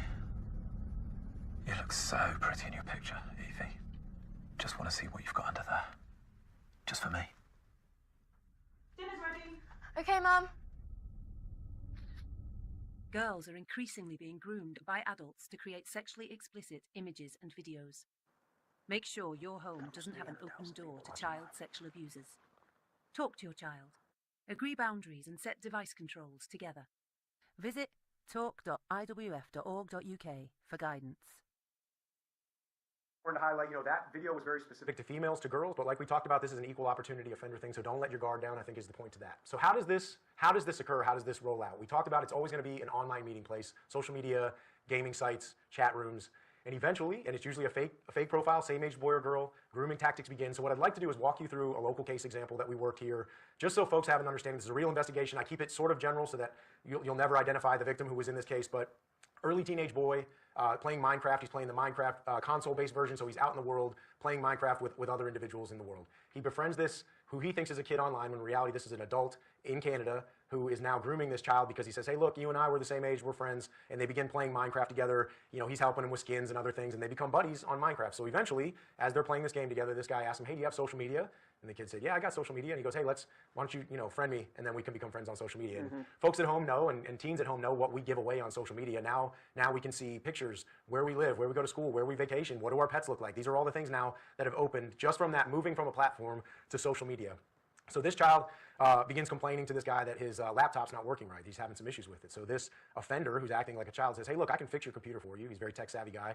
Just download this software. I'll remotely access your computer. I'll fix it for you. So he actually attempts to fix the computer, and there's a reason why. I know folks would think, oh, he installed malware. He did. No, in reality, this is a grooming tactic. So he's done this for this boy because now this boy owes him something. And so he says, hey, look, we're friends. I helped you fix your computer. We've been playing games for a while. Here's my cell phone. Let me get your cell phone. Why don't you just text me some pictures of you and your friends when you're at school, when you're hanging out, whatever. Kid doesn't think much of it, begins sending this guy pictures, right? So now they're texting, they're on social media together. This is an adult male posing as a teen. He's got a profile on social media that looks just like a teenage boy. He's stolen photos from other people. So now this guy starts the grooming habit. So he's sending gifts, different things to the kid's house via Amazon. The kid gets the packages when parents aren't home. And now this guy says, hey, look, I've been sending these gifts. Why don't you get on webcam for me? And maybe it's in a compromising situation or maybe a little less close. And this is a gradual introduction of risky behavior attached to a reward. Now, this early teen child doesn't understand if I go on a webcam or I do a live stream and I'm not wearing a shirt, that's just going out into the world. They don't understand that there's software that these predators use to capture that. Fast forwarding through grooming behavior, eventually this guy has this child doing different sexual things on video. When other kids come over to this kid's house to play video games, he's now asking this child to introduce those kids from the neighborhood to him, and the grooming continues. And so all of that started from solicitation through Minecraft and led through the creation, virtual creation, the self-production of CSAM. But even more than that, and this is something I think it's really important for folks to understand, is those videos, so that perpetrator was arrested, but those videos live on in other predators' collections. That child is out there, so every time that our agents knock in the door of some predator and go and collect the evidence and find that child's images, those videos, the National Center for Missing Exploited Children will send a notification to that family letting them know that the child's been victimized, that these images exist somewhere else. And so parents need to understand that a quick meeting online can evolve very quickly in those exact timeframes, in that exact way. And so talking about what is grooming. Sometimes it's just compliments. Somebody that you don't know talking about, hey, you're smart, you're pretty, you're cool. And if a child doesn't have a lot of friends or maybe they're coming up in a hard environment, sometimes that's all it takes to make them gravitate to you. But we have seen in our investigations anything of value, peer-to-peer payments, Cash App, Venmo, plane tickets, bus tickets, perfume, jewelry, you name it. We have seen all football cards. Anything a child finds of value, that's a grooming tactic. That's a red flag. Children need to know that's a red flag, but parents obviously need to know that that's a red flag. And so that is exactly how exploitation happens, where it doesn't even take an offender ever physically touching that child to basically damage their lives, their family, and it lasts forever. So what do you tell the kid who's online playing games? Is it as simple as, if you haven't met this person in person, do not trust them, do not Correct. engage with them? Yep, that's number one. And then number two, because look, I think it's a reality that as our kids get older and they start playing these online games, that they're going to encounter strangers playing these games. When they're young, I think it should be a rule that they only play games. Even the online ones, they're on the console, they're talking, but it's with kids they know from their school, from their sports teams, from their church, from wherever, right? But they know them, family. When kids get older, I know they're going to be playing games, but the biggest thing is don't leave that platform. Don't go from a game to a social media, because that is where the extra things start. It all stays on the game. That's exactly right. Because on the game, they don't have an image of the kid. On the game, they can't see where the kid lives. They can't find out any of that information. Yep. And so the tips to protect on that is talking to your kids about grooming tactics. The teens that are watching this, you know that's creepy. You know that's not normal behavior. So knowing that that's a red flag. And then again, knowing, I get this question all the time. Is this app safe? Is this a good app? Is this a good game? The bottom line is any app, any game that has a communication feature, whether that's a text feature, a talk feature, there's a vulnerability there that a parent and a child needs to explore. And you need to at least look at that problem. Because if there's a communication to the outside world, it's a vulnerability that must be explored. Is it true? And that's huge. And like, so one of the things that gets brought up in a lot of cases is Roblox, for example. Um, because of that communication. But Roblox itself has all of these protections in place so that these types of conversations can't happen. They will not allow your child to share their personal information. They will not allow your child to engage in these types of conversations. And so they have to move these kids to a different platform. So it's not to villainize Roblox, it's to villainize the fact that these conversations taking place on outside platforms. So if your kid is staying inside of the platform that they are supposed to be on, uh, uh, they're typically going to be a lot safer than if they follow them to Discord or other chat type platforms. We see these people in almost every time. Yeah, every time they do a sting, we like to think it's just some random sick person, but there's usually a teacher, a cop, a judge, or someone of power, right? And actually, one of the cases that I brought up to show you guys, um, oh gosh, I gotta find it. It actually was one of the investigators. They were tracing these the C-spam websites, and they couldn't figure out how the guy kept dodging them and how the guy kept getting away from them. I gotta find the tab.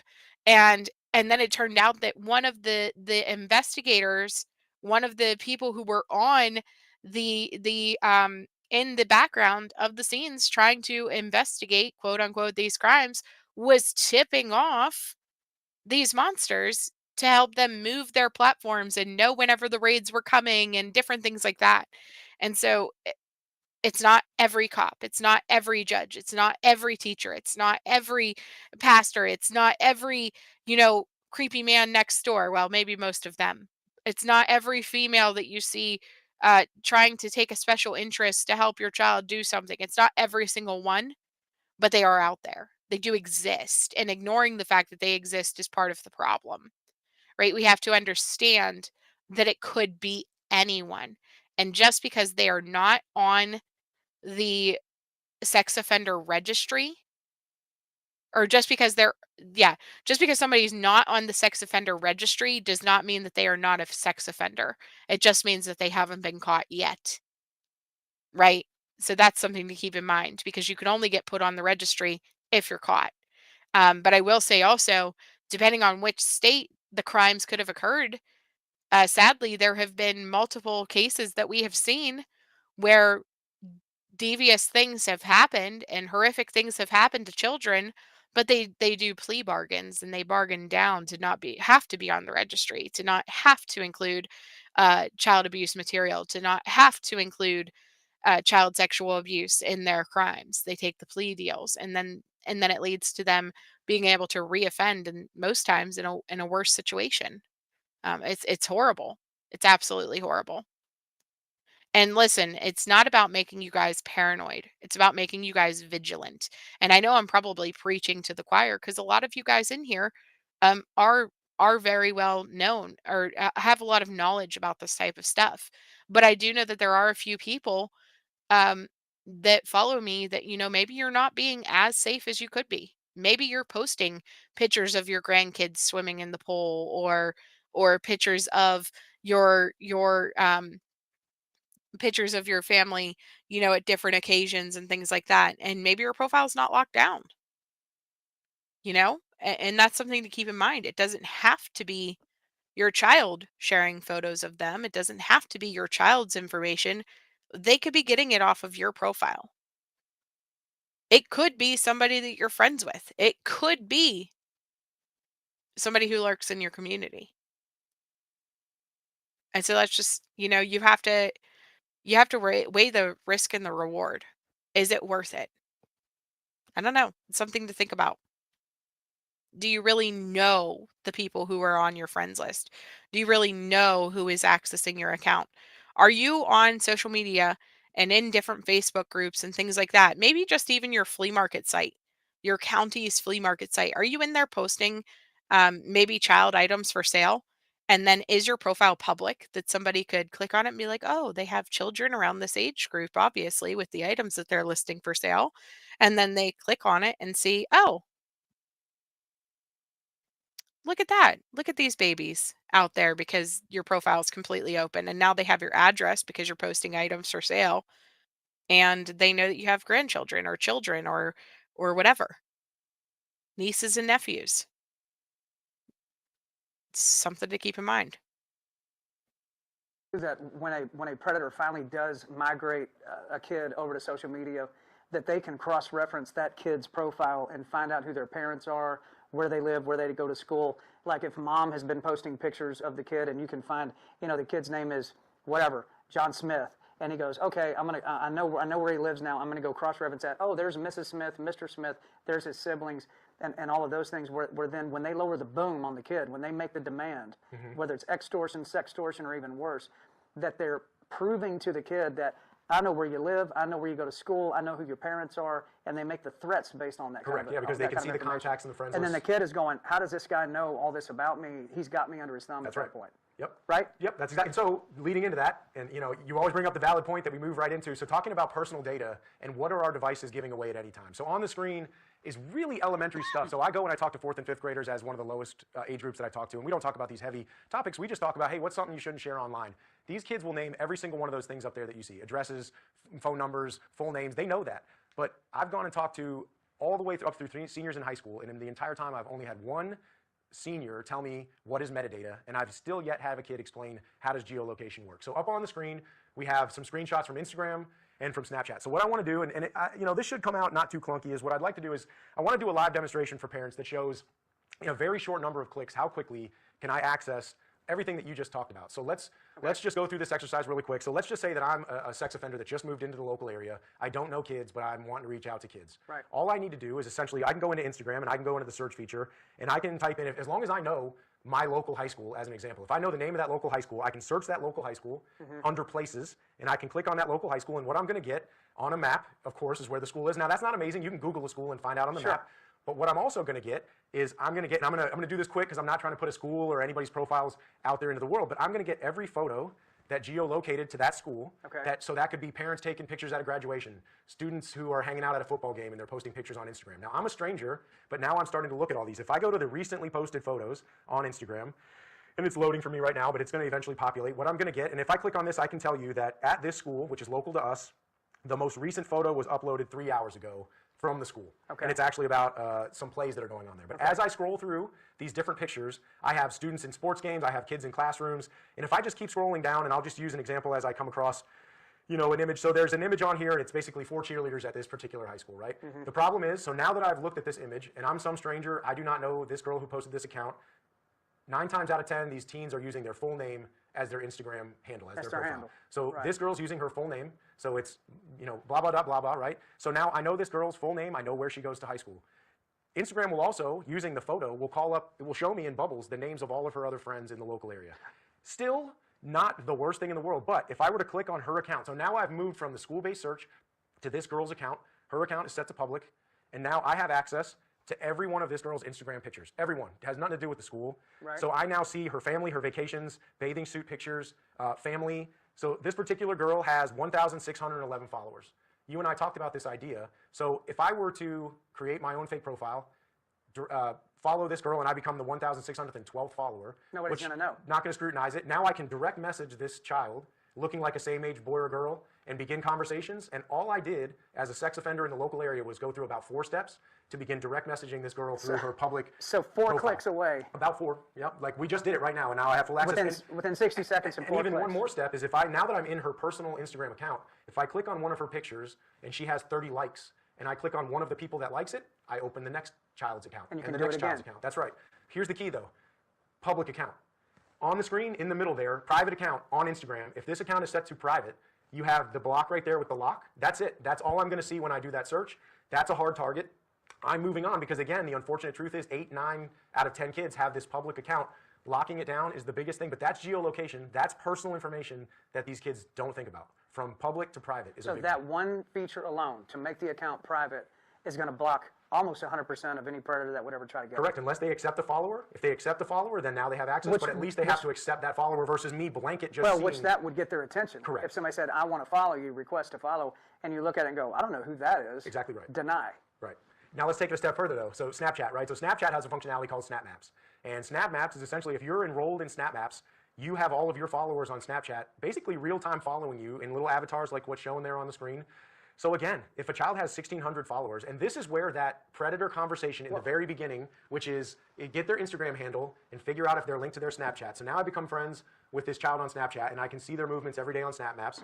And it doesn't take a rocket scientist to know that everywhere that little icon sits at night is their house. Everywhere it sits all day is their school. That's personal information that this thing is getting rid of. And again, Dennis, why would a kid have 1,600 followers? Good Okay, point. I mean, I know singers that don't have 1,600 followers. So why would a local kid have 1,600 followers? The chances are, let's say a kid has more than 500 followers. What are the chances, especially if it's at 1,000 or more? What are the chances that at least one person in that follower count is a bad actor? Right. That's right. And Well, what do you just think one. it is? What do you think the percentage chances is? I mean, it's High? hard. It's hard to know, but it's a high percentage. And why would you take that chance? Right. Because that Right. one individual could be very problematic. Correct.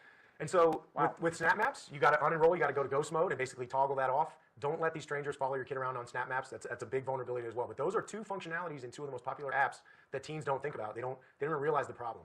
So, and for folks that are wanting to understand how do you turn off that privacy setting on Instagram, up on the screen right now, you can see you just go under account privacy and you change it from public to private. That's step number 1. It's super easy and it's something that we recommend.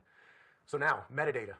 So metadata, I've asked teens, nobody can tell me what it is. It's a simple concept. Basically, in every single picture that you and I take with our device, there is hidden digital information inside that picture. It's an exact date and time stamp down to hundredths of a second of when we took that picture, an exact GPS location of where you took that photo, and a bunch of other little information about the phone and the lighting and things like that. So to do another live demonstration, while we were setting this studio up, I took a picture of us, right? And so I'm gonna text you this picture on your phone. You took a picture without my permission? How dare you, sir? How dare you? So, in my own home? In your own home. I feel violated. So I'm gonna text you this picture. Okay. And what I want you to do is, this is an extremely important thing, and I want to highlight something to the folks that are watching this. And this is a very important anecdote. So I recall so specifically, we went out and we did a search warrant at one of these predators' houses. Now this guy was using Kick Messenger to groom children, young kids, and then he was sextorting them and trying to solicit offline meetings. 50% of these search warrants that we go on are like, they're the worst of the worst things you can see. There's mold and food and hoarder situations, dead animals, rats running around. So our office did this search warrant at this location. We're sitting down with this offender, me and another agent, Andy Hendricks, who's a great guy. We're sitting down at the kitchen table with this guy, food stacked up, mold everywhere. Now this is a guy that would love nothing more than to bring a child into that horrible environment to do horrible things. We began talking to this guy, and he began cooperating. We built a rapport with him. He started explaining what he was doing. This whole time, we're sitting there writing notes, little cockroaches crawling across our hands. We're flicking them off. And I asked this guy 2 things. Once we had gotten everything we needed from it, I said, number 1, why were you using that app? Like, what drew you to it? And he said, I love social media because I can be anybody that I want to be. I can create 50 accounts, and I can talk to any child, and then I can move right on, and they don't know where I'm at. And the second one is he was using cell phones to get kids to text in images. And when he said that, he said you can get a lot of information out of a texted image. And I keyed in on that. So what I want you to do, and we'll show the folks at home as a live demonstration with metadata. So for this demonstration, I turned my camera app's location function to on. Okay. So I texted you this image. If you don't mind calling up that image that I texted you. Okay, it came through. Let's see. So the image that I texted you, it's in the studio here. It's with Got our it. backs turned. There you go. So what I'd like you to do is scroll up on that picture. Just scroll Just swipe up That's on the right. picture? Yep.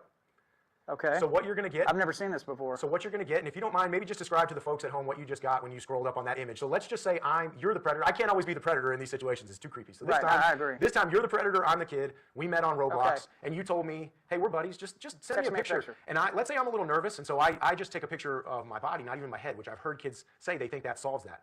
I just sent you that picture. You don't know me. Now what do you have? So, okay, you sent me this picture. I just swiped up on the picture, which I've never swiped up on a picture ever. Sure. That anybody's ever sent me.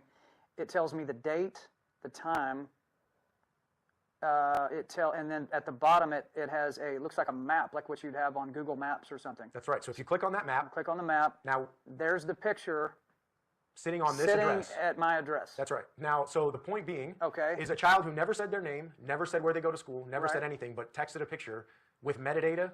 I slide up on that because that's the functionality of iOS. I now know exactly where that picture was taken. So they have pinpointed the location to their house. where the kid's at when you took the picture. That's exactly right. What happens if I click on that location? Can I drive to that location? So great point. There are apps out there that will sort through the metadata, and it's up on the screen for the folks to see. But if I just keep zeroing in on that, it'll take you right there. No, I can see the cross street. Yep.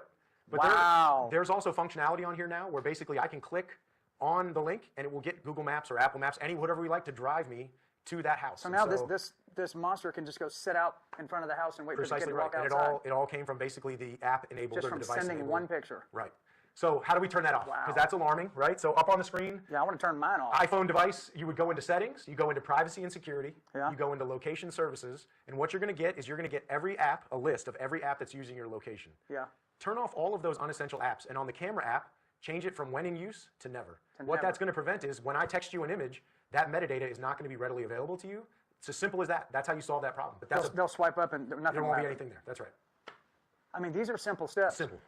I want to stop and say, if you're watching this right now, I think we're over 300,000 people watching this live. Again, I want to thank President Trump for reposting this live stream with myself and Agent Fetting from Homeland Security. Thank you so much, Mr. President, and all of my friends and influencers and followers who have reposted this. Thank you very much. I would ask you to repost this. If you haven't yet, repost this. Also, we're recording this, and so it will live permanently here on X. It will also be put on YouTube. It will be put on Rumble. It will be put on websites through the Homeland Security website. So if some of your friends couldn't see it tonight, trust me, they'll be able to see it. And turn your settings off, you guys. Protect your kids, protect yourselves, protect everybody. Protect. I'm just going to keep saying it. What about iPhone? What about it, Seal? I want you to ask, I just want to recap for a second, because this has been a ton of information. You just gave a really simple way, two really simple ways. One, to guard your kids on Instagram, for instance, is to set it to private. Mm-hmm.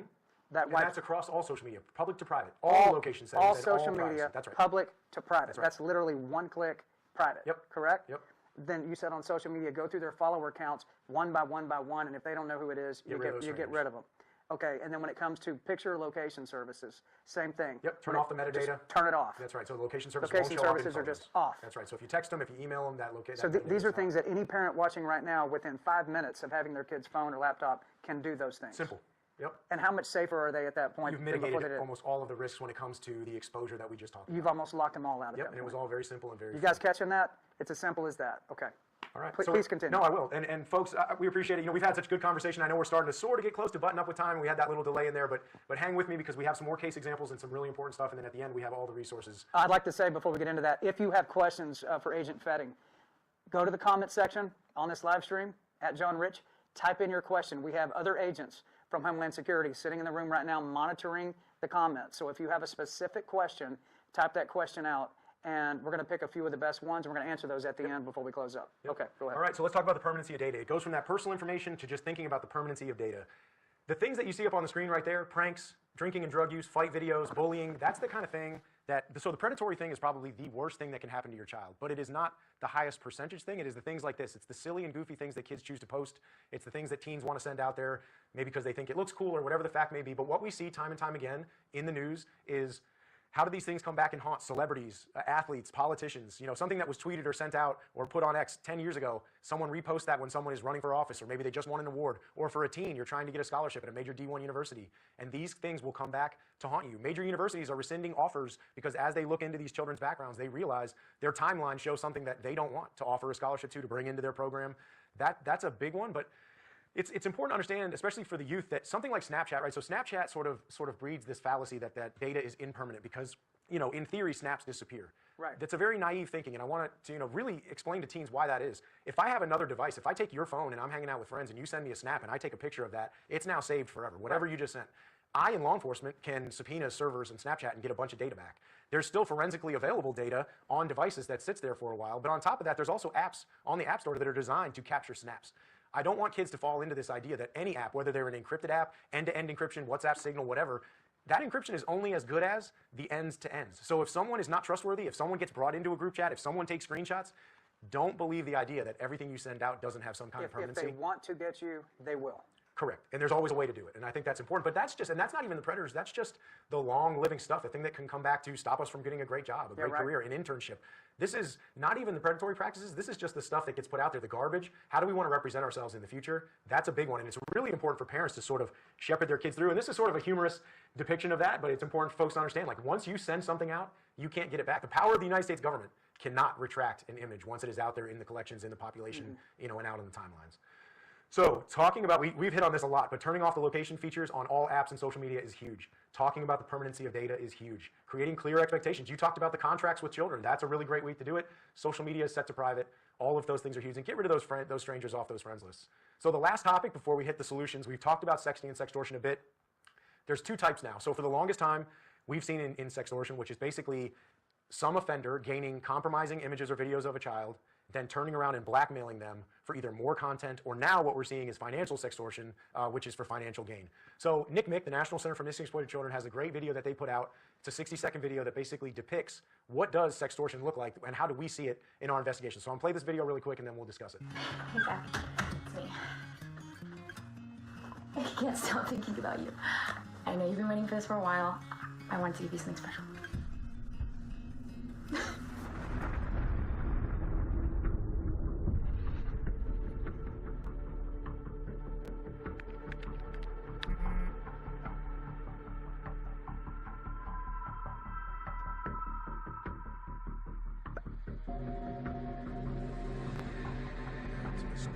Got it.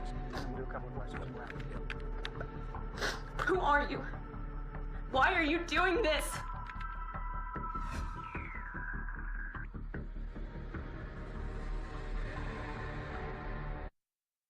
This is a real case example.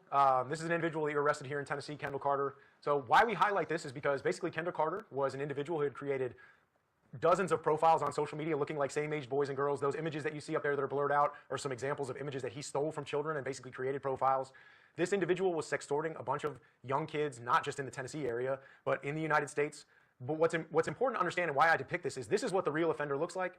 On the right there is what the child sees and who the child thinks is their friend or the person that they can trust. And we have seen in these investigations dozens and dozens of profiles to the point where we had one case where one of these girls was being sextorted by one of these individuals. She was trying to protect what she thought was one of her friends on social media to tell that other girl, watch out for this guy. She was talking to the same guy. He had created another profile. She was speaking to him about him, saying watch out for this guy. So these guys, I mean, 100% they know right. no limits. So that's an important thing to highlight. And now what we have up on the screen there is real pieces of evidence. This is real sextortion chats that were sent out. I'm going to let folks read this as I talk. FB is Facebook, Kik is Kik Messenger. I think it's important to highlight, so this particular text string was being sent to an 11-year-old little girl by a group of individuals, one individual in particular. And you can see that horrible and harassing. I'll read it for you guys, just in case you're watching on a device that's smaller. It says, we have your Facebook and your pics with your cheer outfit nude. We will post your pics to your friends and Facebook, and they will be able to identify that it's you, even without your face in your pics. Your parents will see these pics too. Trust me, you want to obey us. Do not delete Kik or ignore us, or we will still do this. We have your friends on your Facebook listed already, so we will send them even if you make Facebook private or if you delete it. You are completely surrounded. The only hope you have is if you obey us completely. You literally have no choice but to obey us, unless you want your pics spread to your friends. Understand? Do not delete Kik or this will happen. So the other one says, understand, and the person responded, yes, I advise you not to leave. If your pics get posted to your friends, now take a pic of you right now, boobs. Okay, hang on. Good girl, hurry up. This is taking too long. Do you want us to post them? Last chance. 1 minute. Last chance. Go to the bathroom if you need to. This is taking too long. Just gonna post. This is the type of threatening stuff that they send to these kids to get them to respond and to do what they think they're going to, or that they want them to. Picture this at 11 years old, receiving this. How would you have felt? Language. We're all around you. Your parents are going to find out. You have no choice but to obey us. Threatening, go in the bathroom, take these images now, or I'm sending these out to your friends, your family, your followers. This is classic sextortion. This is real information. But in that investigation, and why it's important to talk about this, is there were 52 little girls that were in the U.S. and Canada that were being extorted by this individual who was down in Louisiana, and 4 other individuals. Only that little girl told her mom about this. And that's the only reason why law enforcement was aware. The local sheriff's department contacted us. We very quickly found that individual who was doing that, Matthew Walker, down in Louisiana, arrested him. He's doing federal prison time as well. But I think it's important to highlight, and that kid was a first-year law student at a prominent college down there. Again, going to the idea that you can't just think you know what a predator might look like. It could be just about anybody. So that's sextortion. That's what it looks like. But now, that's all content-based. That's these predators wanting more content. Now what we're seeing is true transnational criminal organizations out of the Ivory Coast, West Africa. This is exactly how it looks. We're getting a ton of these leads. We have been now for about 2.5 years, targeting oftentimes boys our son's age, that high school age range. It looks exactly like this. They'll get a message on Instagram from maybe a same-aged female or an early 20-year-old female. It'll say something like, hey, you know, I think your profile looks cute, or I know Mark or Jim, because they've looked through the contacts because these are public profiles. They will then send an inappropriate image that they've stolen from these females. These boys, being hormonal, whatever, they, being silly, dumb, will send a compromising image back. These organized crime groups will take a screenshot of the image, they'll take a screenshot of the contacts, and they will tell this child, if you don't now send me $500, $800, $1,000, I'm sending this picture to all of these contacts. And then they're telling these children, these kids, how to do it. Do you have Cash App? Send me a peer-to-peer payment. Go down to your local Walgreens and load a prepaid card. Give me the prepaid card number. They're even guiding them to cryptocurrency sites. Take money out of your bank account, put it in cryptocurrency, send it to this wallet. So the number one thing that teens need to understand, and I'm talking directly to the teens right now, and that's boys and girls, don't pay. So the first thing is don't pay, because in reality, those images are out there. If you pay, all you're doing is perpetrating the crime, and really, what's to stop them from turning right around and asking you for more money? Instead, stop contact, block that offender, tell a trusted adult. And I know that's embarrassing, and I know that's hard, and I know it may seem like this is a big deal, and it's more than it is. Talk to somebody that you trust, and then get that person to talk to law enforcement. And it could be a coach. Could be a coach. Could be a teacher. It could be your uncle. It could be the next door neighbor. Somebody that if you're like, I just can't bring myself to tell my parents. If there's anybody that you feel like you can tell, you have to tell them. You had told me something too before we started, that when parents have a child that has been targeted and assaulted like this, I believe you said, don't delete the information. Is that correct? That's right. So because that helps you in the investigation. That's right. So that's to my next point, which is, I know the mama bear, the papa bear in us, you want to just get rid of that device, get rid of that social media, get rid of that thing. But the problem with that is a lot of that is critical evidence for us. The images are critical evidence, IP addresses are critical, usernames, phone numbers, any kind of data that we can extract is really critical for us. So the guidance is stop contact. Don't go back and forth with this offender. Don't answer anymore. Block, save the evidence, contact trusted adults to contact law enforcement. And then we will take it from there. And oftentimes, and I mean oftentimes, and this is for the teens that feel like something just happened and they're overwhelmed and they want to go to extreme results. Unfortunately, we've seen a rise in teen suicide because of this type of behavior, because they think they've made such a mistake that they can't overcome it. That is not the truth. We can work through this. There are ways to weather that storm. We can catch these offenders. There are counselors that can work through this stuff. It should never be that result. And I can't stress that enough. You're a victim. You're a victim. You did not perpetrate. You are not a criminal. You are a victim. And if they tell you that you're a criminal for sending images, that is 100% a lie, just like everything else they've told you is a lie. There you go. So we will protect. We will. That is good to know. Yep, that's right. So tips to protect on sexting and sextortion. Just remember, once you send a compromising image out, it lasts forever and you can't control it. Saving the evidence is a big one for us. And I really want to highlight something, which is this is going to oversimplify this, but it's actually the way to stop this is if you never send an inappropriate image or video out of your device, you cannot have this happen to you. Like, if you just decide not to send something out, something compromising, something that might get you in a problem that's going to last on your timeline or fall into strangers' hands, again, you've done so much to protect yourself. That's a big one. So we've talked about a lot of things. I'm sure parents at home right now are thinking they want to rip their Wi-Fi out and hit devices with a hammer and sort of go nuts. Let's talk about the solutions, and then we can wrap this up. So for the teens, this is a big one. If something happens to you, or you've fallen into one of these traps, or you have basically been tricked, build an exit strategy. Tell somebody that you trust, and it's up on the screen right now. Basically, stop all contact with that person. Don't delete that stuff. We need it. Remembering that you are not alone, and also remembering that this happens to way more people than you actually think. You are not alone. This is something that we can overcome. So build that exit strategy. And then for parents, a big one is just to look at the common indicators. Sudden mood changes, withdrawing from the family, being evasive, trying to lock passwords, shutting down devices, hiding so that you can't find things that are on their phone. These are all at least red flag indicators that you should have conversations with your child. I think it's good to pause right there, because I think a lot of parents, if their kid starts to withdraw and starts to get quiet, they're not acting right, it's easy just to go, Well, he's just a teenager. Right. Oh, he'll grow out of it. Well, no big deal. Hey, she's just being a teenager. That may not be the case. Correct. So it really should send a red flag of, I wonder if something's actually going on that she's not telling me about. Right. And it could very well be something like this. That's exactly right. Yep. And so now on the screen, there's going to be 2 slides, and what I'd love for folks to do is basically try and do a screen grab, or at least when we record this, you can go back and look at this. These are top 10 tips that we came up with, both for parents, and then the next one is for teens. We came up with this list in the office one day. We had come back from a really horrible search warrant, seen a lot of really bad stuff, sort of decompressing and talking to each other, and we said, look, what are 10 things that parents could do that are completely easy that would have gotten all these kids out of these risks? And it's the things that you see up there. It's all the things that we talked about. I'll let the folks just read through these. They should screenshot this. Absolutely. Yep. I think the agent made a great call. If you're on your iPhone or you're on a tablet, you can screenshot what you're looking at right now. That's really important. Screenshot that, save it. That way you can refer to this when this live stream's over and you want to dig deeper on these tactics. And communication is honestly key. Just talking to your child, being involved, snooping a little bit, that's the number one thing. And then everything else we talked about, blocking, setting from public to private, getting rid of strangers, having conversations, everything is up there, is super important. And then for the teens, it's a lot of the same stuff. It's basically remembering not to leave those gaming platforms, understanding what grooming looks like. The various things that we've talked about tonight are on that screen right now, and we want folks to take a picture of it, remember it, refer back to know2protect.gov, where we're going to have a bunch of this information housed. All of that is extremely important. And so the resources available to you. So these are some of the partners to the Know2Protect program. We got the Family Online Safety Institute, the commonsensemedia.org, the Carly Ryan Foundation, and also NCMEC has a great program called the Take It Down program, where basically if nude get leaked out or something happens, you can contact the National Center for Missing and Exploited Children. They will work with the tech industry to try to scrub those offending accounts to remove those images. And then lastly, and this is a big one, this is the federal government's response to everything that we just talked about, and it's know2protect.gov. It's up on the screen right now. It has a QR code. There's also a link right there so that you can click on it and go to the site. We have videos, tip sheets, handouts. Everything we discussed, there is a resource for.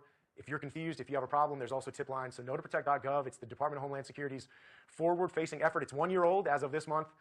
We're very proud of it, and I think I can't praise this program enough. Well, is there a number that a parent can call or a kid can call if they don't want to tell their parents about this, that the kid can actually make this report on their own? So right here, we actually have a bunch of different tip lines that are up on the screen. Screenshot this too, and guys. again, you're forecasting the next thing. Yeah, I can't believe I'm on pace with you, but yeah, screenshot this one too. HSI tip line 1-866-347-2423. So if someone calls that number, someone will answer that phone call? That's right. And you can leave a tip, and then it will basically filter down to the field office. And that will start an investigation. That's right. Incredible. Yep. And so these are the different resources for parents. And remembering, the biggest thing is families are not alone. Like, there are resources out there in the world, and it's important to remember. And that brings us sort of the close of this iGuardian presentation, at least for this portion of it. And I know there's it's incredible. We have a few questions. Thank you guys, first of all, for watching. Incredibly impactful. We do have a few questions, so we'll move through these fairly quickly. But let's get the real answers here. First question: what are some signs that a kid might be in trouble and they're trying to hide it? So things that we actually discussed. So one of the number one tactics of a predator is trying to withdraw or remove a child from their support network and make them rely on that individual. So if a child is basically being withdrawn, wanting to only be talking to certain strangers online, basically being removed from the support structure, that's a big one. Showing signs of depression and concern, being evasive. If I walk into the room and you quickly hide your phone and then I ask, hey, let me look at your device, and you don't want to let me do it at all costs. Right. You try to lock it out with a different password. All of these things are indicators and signs that something is going on. Yeah. Something else needs to be done. A conversation needs to be had. Second question: if a parent changes the settings on a kid's iPhone, can the kid go back in and change it back? So if we're talking about iPhone, this is a really good point. So iPhone has really good stuff built right into it. So Family Share is a great feature built into iPhone.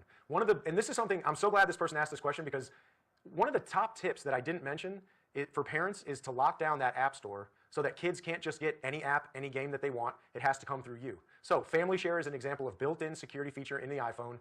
If I'm basically the controlling account and you're my child, I link you to my account. I can set time limits on all of your different devices, screen time limits.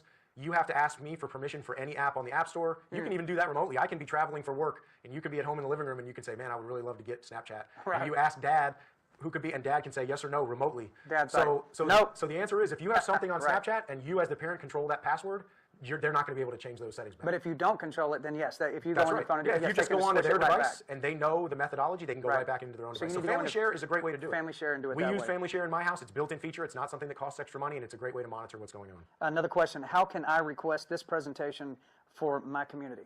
So there's several different ways, but know2protect.gov is the best way to do it. Basically, in the iGuardian section, there's a request a presentation. We have special agents, forensic interview specialists, victim assistance specialists, forensic analysts. All of us can do these presentations. We come to schools, churches, corporate lunch and learns, youth serving organizations, you name it, we'll Wow. be there, and this is something we love to do. See, I don't think people knew before you said that or this live stream that Homeland Security agents are out in the field going to where the people are doing this. I didn't know it. I didn't know it until you did one here in Nashville and I heard about it. It's the passion. Thank God you guys are willing to do that. When you see the horrible things that are happening, you just want to get out there and make sure it doesn't happen. Let as many people God as bless you you can know. guys. Last question. Yep. What's the best way to start this conversation with my kid?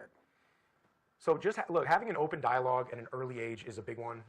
Just talking to them about the fact that maybe it's the fact that you just watched this presentation online and it sort of popped some ideas into your head that you'd love to discuss with a child. If there's not a starter like that, there are so many great resources out there. So NetSmarts, so NCMEC, National Center for Missing Exploited Children, has NetSmartsKids.org. That has a bunch of great videos that you can show a young child, elementary school aged kid, to sort of bridge that gap and begin talking to them. Thorn.org is another amazing resource, which very age-appropriate videos. Yeah. You can show a child a video or show them a lesson online. Know2protect has Know2protect Kids. You can go in there, and there are coloring pages. So for the young ones, perfect. Just introduce it as, hey, here's a coloring page, and hey, by the way, I learned something, and you just bridge that gap like that. There are so many resources out there for parents. You can just tiptoe into it. 100% right. Yeah, absolutely. So I would like to say for that last question, if you want this presentation, but let's say there's only a certain amount of agents, it's a big country, and there's millions of people that would like to see this live. If you can't get somebody live to come there, this entire live stream is being recorded. It will live on YouTube, it will live on Rumble, it will live right here on X and in other places on the .gov websites. So if you want to get your church together, you want to get your neighborhood together, you want to get your school together, if you can't get an agent to come there, all you've got to do is hit play, put it on a screen, and let everybody watch it. They're going to see the entire thing.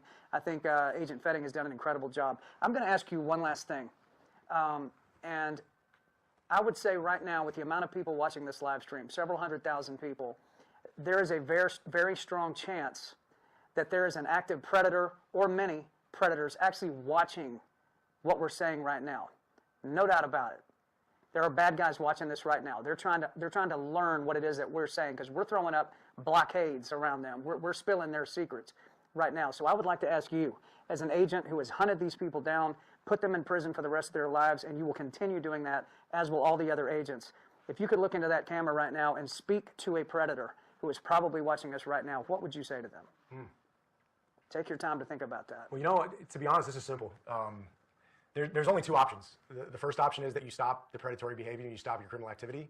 The other option is men and women in law enforcement are going to hunt you down and find you and bring you to justice. There's no third option. You're not going to continue this activity into perpetuity. There are men and women globally dedicated to this fight that basically don't rest, that work on these cases 24/7. We'll find you and we'll prosecute you. So that's it. Two options. Stop or be brought to justice. God bless you. Thank you for everything you're doing. I want to thank Secretary Nome for signing off on this live stream, allowing this to happen. Nothing like this has ever happened before, where civilians are able to sit with people doing this kind of work. I want to thank President Trump for reposting this live stream, and all of my friends, everybody that I texted today and called and direct messaged, thank you guys for following through and reposting this. For all the parents, all the kids that are watching this, you guys have a call to action now. You guys have the necessary tools you need and the information to make these changes. Make it actionable and share this, okay? This is going to live right here on X, and I'm going to let you know in other places it's going to live. At any given point, you can send that to all of your friends. Send it to everybody that you know and let them watch it. This should be one of the biggest viral moments in social media history. This is more important than politics. It's more important than culture. It's more important than all the stuff that we get tied up with every day. This is the real stuff right here. So please step up, be an American, be a patriot, look out for your friends and neighbors, and send this message forward. Thank you guys for joining us here tonight and for sticking with us the whole time. Thank you to Homeland Security and Agent Fetting for coming in and giving us all this info. If I can thank one more group of folks, sure. The men and women in law enforcement that work this crime type, state and local detectives, ICAC, Internet Crimes Against Children detectives, constantly getting cyber tips, having to run this stuff down. Federal agents, the men and women of Homeland Security investigations, our partners at the FBI, Secret Service that are working this crime type and supporting investigations globally. The thing that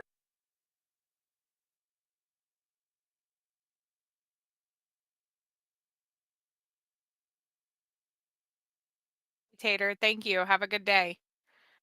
So here's something troubling, right? Not even looking at the sextortion side of things. I was just curious what the new statistics are for child sexual abuse, thinking of the fact that there is this much imagery going around and that there is this much going on. 1 in 4 girls now in the United States are thought to be sexually abused. That's just what's known about. Let me see. In 2016, so comparing it to 2016, In 2016, every 9 minutes a child was sexually abused, and it was thought to be 1 in 9 girls and and 1 in 9 girls and 1 in 53 boys. Now, from 2016 to 2024, in 8 years, that has gone to 1 in 4 girls and 1 in 13 boys. This is not just a problem that our female children are facing. Statistically, this has grown very, very much. 1 billion children globally are estimated to have experienced sexual violence. That number is from 2022. So that's outdated by 3 years. 1 in 5 children in Europe. This is again outdated 2022.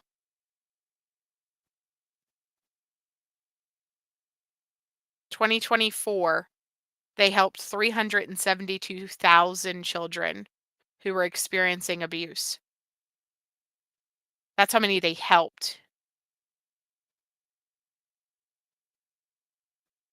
It's terrifying.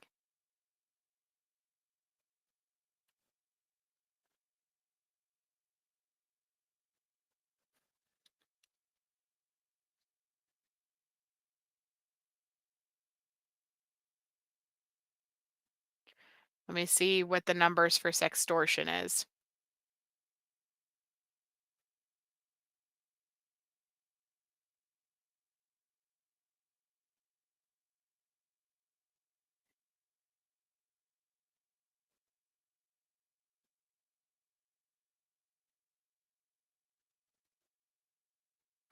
So the sextortion data says in 2023, so this is outdated, 26,000 reports of financial sextortion, which is up from 10,000 in 2022. It's growing rapidly year over year. They're finding new ways to attack these kids, to attack these adults even. There are adults that get targeted by this also.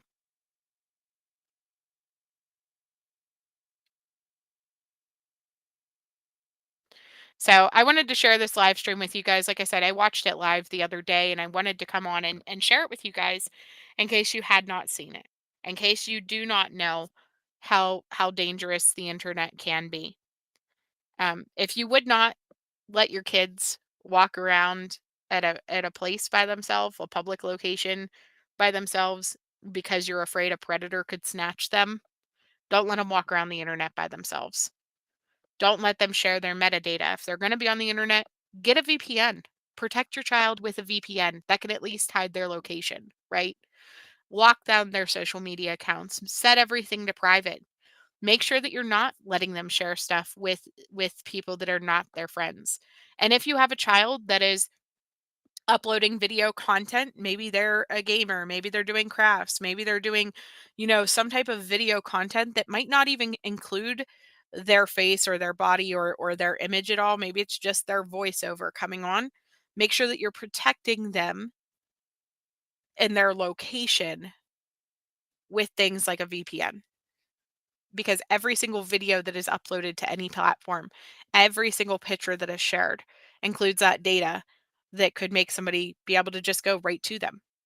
And I think we all know how obsessive personalities can work, even outside of child predators. You could have somebody who has an obsessive personality that might become obsessed with your child's content creation, and they could be targeted that way. So it's just better to just protect them.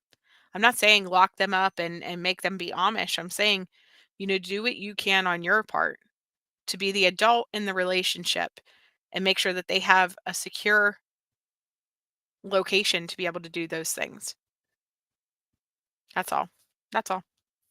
So I am going to go ahead and sign off. I appreciate every single one of you guys for coming. I thank you so much for taking this time, and we've been live for about 2.5 hours. Hopefully, I can go live again tomorrow. Is my hope. No promises, but I am hoping to jump on, and then I don't know what we'll talk about. Something or other. I should be slowly coming back to life into the YouTube realm. I had a couple weeks of a lot of work. So I'm glad to be coming back in though. Um, yeah, I miss you guys. So don't go off the grid. Don't go off the grid. Just protect yourself. Hide your location. Lock down your accounts. You of all people know, CL, how easy it is to search people's Facebooks and social media and Instagrams and TikToks and all of those things. That's what we do. We're internet sleuthers. All information that we get on these cases a lot of time comes from people's social medias not being locked down. And we're able to see all the things about their entire lives, right? All because social media is not locked down. Don't be that guy. Lock it down. Lock it down. Have a good day, everyone. Bye.